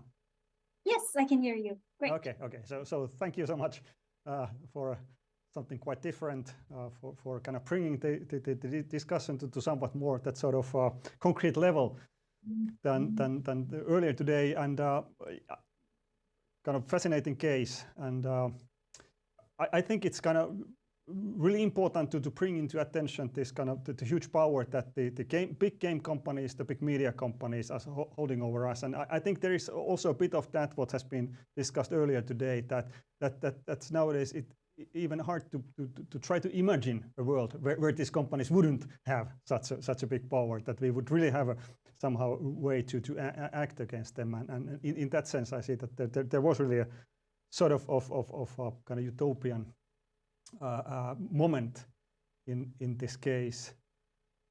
There was definitely a moment, yes. But then yeah, and well, of course we have seen cases of gamer or player activism and game companies then making some sort of kind of changes to games. But I think what is special here is the kind of the protesters kind of aligning with the legislators and going that way. So would you think that will there be some sort of kind of following, kind of continuation for this? Kind of, do you see anything brewing up in Korea or somewhere else? I guess right now this sort of case is, if based on my knowledge, only currently happening in Korea, but it is continuing. There are still truck protests happening on a regular basis. For example, that horse wagon protest, that was very recent one, for example.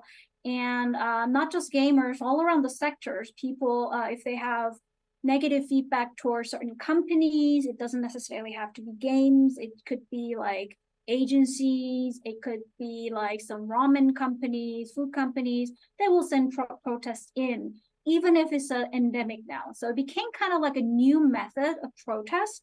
So I would say like this method of protest could be interpreted in different ways in different parts of the world. Maybe it's more convenient to do a protest in some different ways in different parts of the world that more appeals to locals or more approachable to policymakers. But I think this principle, this conditions of players' activity, the powerful disruption can happen more, especially if the game business model, the in-game market, in-game business become more complex than ever. This is more likely to happen because in the case of Nexon, again, this game is 20 years old.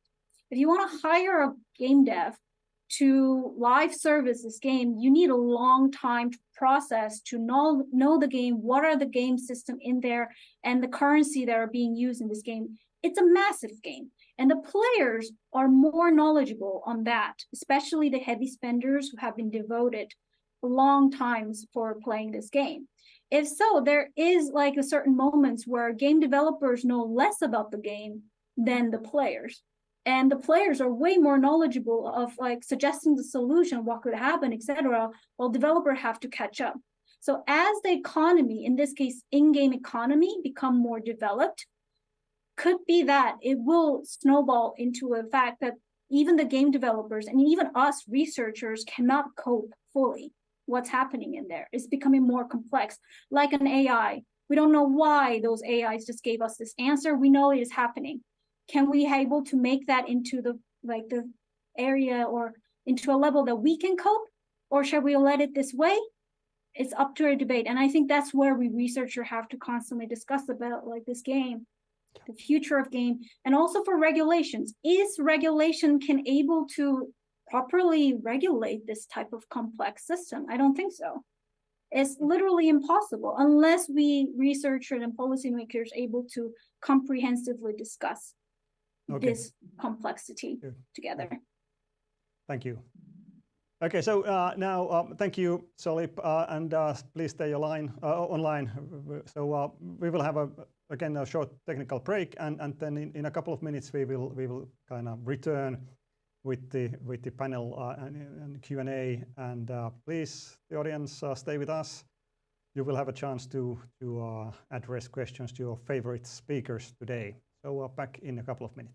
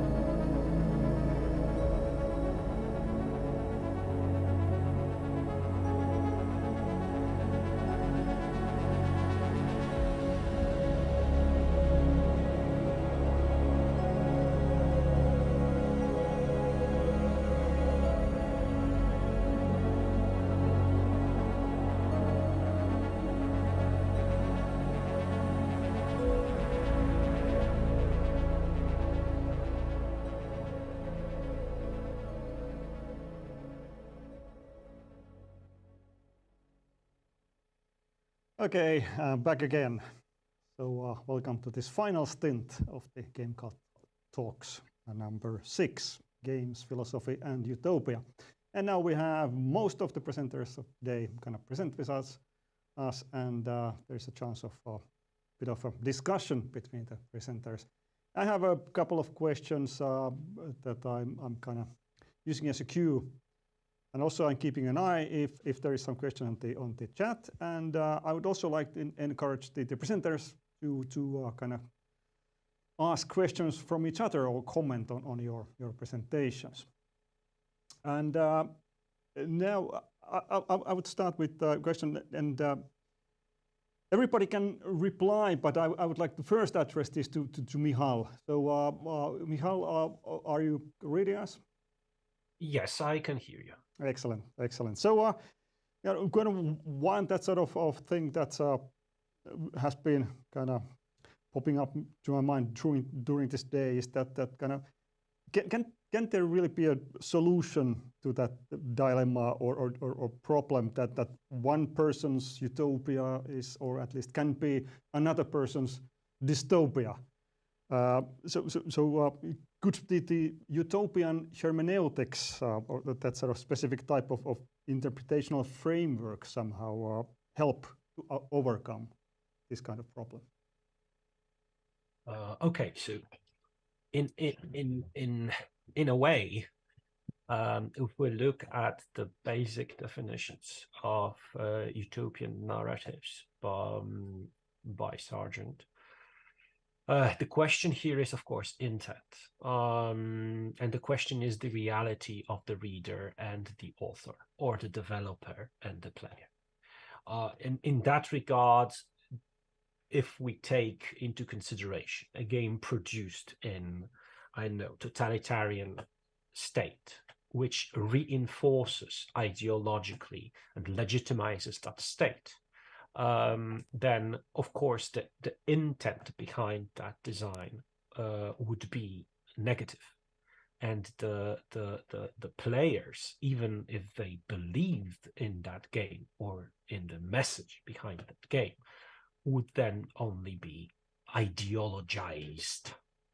And in that regard, the personal belief that this is utopia, this is dystopia, is in a way less relevant than the proper reconstruction of the context. And here is the place, where actually the hermeneutics really helps us to understand that without the proper reconstruction of the context, we are in this sort of limbo where we're trying to tackle the problem of utopia from a personal viewpoint, whereas the personal viewpoint has to be taken into consideration, of course, but only in the context. So from my perspective, that would be a solution to this conundrum, whether the utopia is well, let's take Thomas More's Utopia, for example. When it was produced, it was a utopian satire. Today, if we read Utopia, we, of course, a historical reading would say that's a dystopia. But from the point of view of the author, the intent read in Utopia, we see that as a utopian satire. And without that context, we can, of course, decontextualize any utopia or any dystopia. But then hermeneutics doesn't apply. Yeah, sure, thanks. So we are kind of coming to the very that sort of basics of hermeneutics in a sense of a kind of the using of the various horizons of a kind of understanding and coming over to that sort of very individual perspective there. But anybody else? I could comment. So I agree with what Michal said, but I would also emphasize the fact that in games, players have the freedom to either obey or disobey the kind of expectations set by the game. So players can counterplay. So even games with created in totalitarian systems could be ways of kind of questioning what that game is trying to kind of convey, giving possibly not maybe to everyone, but at least to some, a way of seeing kind of past the dystopian kind of reality it represents, perhaps seeing some part of utopia. This is a very interesting comment, and I believe I totally agree that without also analyzing the player desires, so how the players want to play the game, how they counterplay the game, how they meta game the game. We do not have the full spectrum of the possibilities of interpreting or the utopian game hermeneutics. So I absolutely agree, but we also have to see that there are possibilities produced by the game developers, the intent inscribed in the game mechanics and narrative. And there are the practices, I would say, of counterplaying, which break game rules or in a way are a performance in their own right. That's what Olli Leino is analyzing when he's analyzing the game performances using Erika Fischer-Lichter theory. So in a way, when we're talking about the performance that is counterplay towards the game, then we can say that this is an intended utopian counterplay or counterplaying of the game. But this doesn't change the fact that there is a certain utopian or dystopian intent behind the game as designed and narrated to the player. Please. Oh, what was I going to comment on? Yeah, about I just find kind of interesting this whole idea that there's kind of seems to lie a seed of utopianism in the player agency itself, or the possibility of player agency and the possibility of resisting any kind of like game design. So that is like inherently utopian thing to that the game affords a possibility to resist the prevailing like narrative or design. It's interesting. Maybe one reasoning to get past the idea of if one's utopia is another's dystopia or your dystopia is another's utopia is to think that maybe the whole scale is that everything is kind of a utopian, but dystopia is part of it. And when we think about the tradition of utopian literature, for example, like Plato's The Republic, which was one of the first this kind of a nation utopias, it's nowadays considered also kind of a dystopian book. So I think the same is true in games also, that there is, although there is a larger utopian thought and utopian ideas behind those, they can be interpreted as, if you think about them individually, not by scales of hermeneutics or something like that, individually you can portray them as dystopias.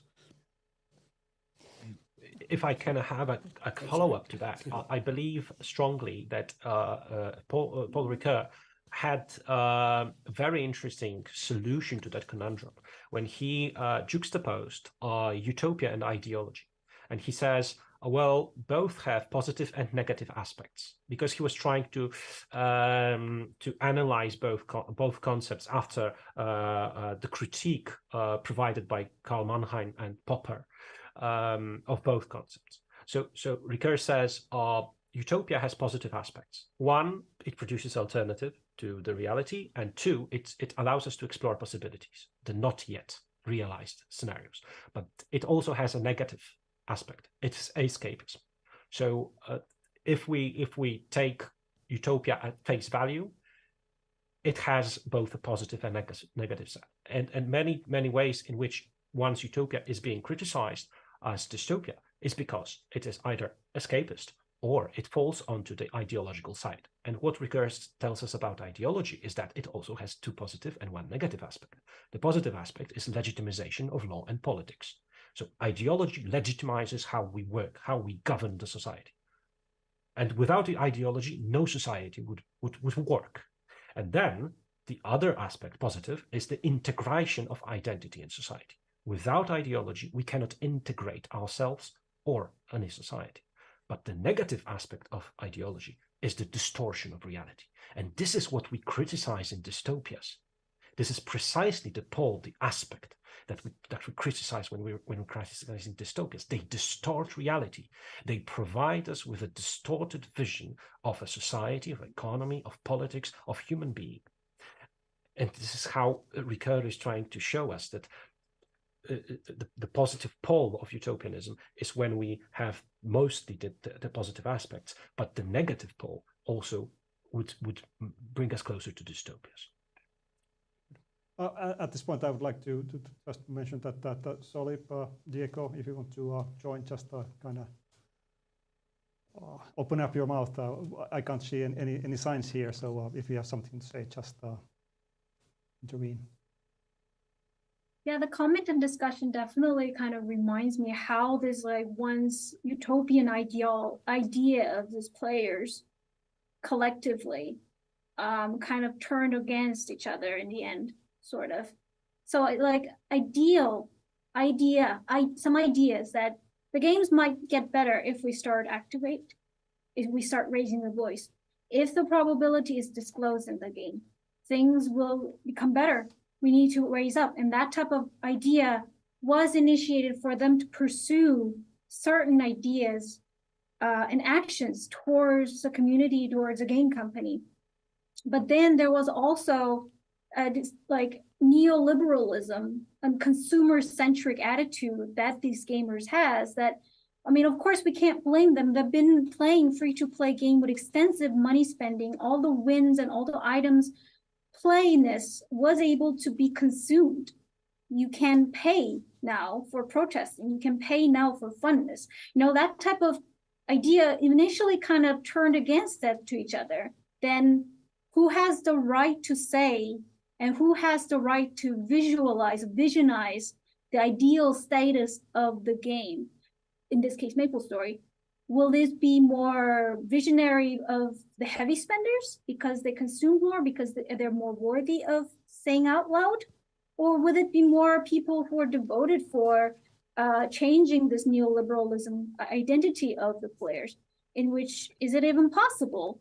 Because the game is very much like commercial, very much statistic in like very neoliberalism idea. So that's also kind of give us a lot of think of how the crowds, how the ideas, how also this consumeristic vision towards game can also eventually shift or shape the action of people. Eventually, they're bound to this consumeristic idea in terms of the way they protest, the message they deliver is sort of bound to this fundamental idea of neoliberalism, capitalistic, consumeristic idea. Thanks. Despite the fact they're really trying to make an alternative voice out of it. So hope I made sense. Sure, thanks. Diego, you have something to say before I go to the next question?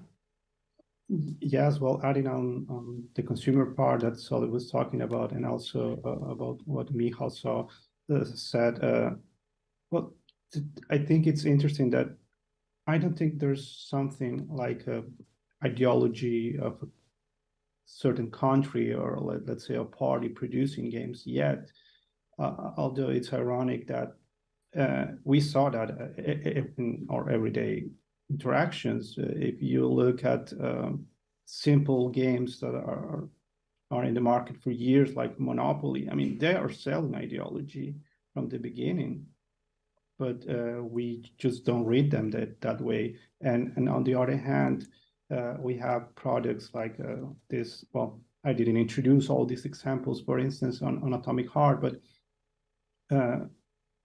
let's say it is or is not supported by the government. But one interesting move that happened is that the army, the Russian army, has their own brand of clothes.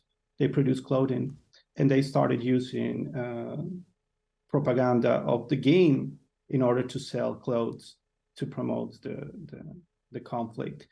And of course, after that happened, the studio said that they were not involved at all, and they will try to get this out of the market. But so far, I don't think there's any country, a specific party.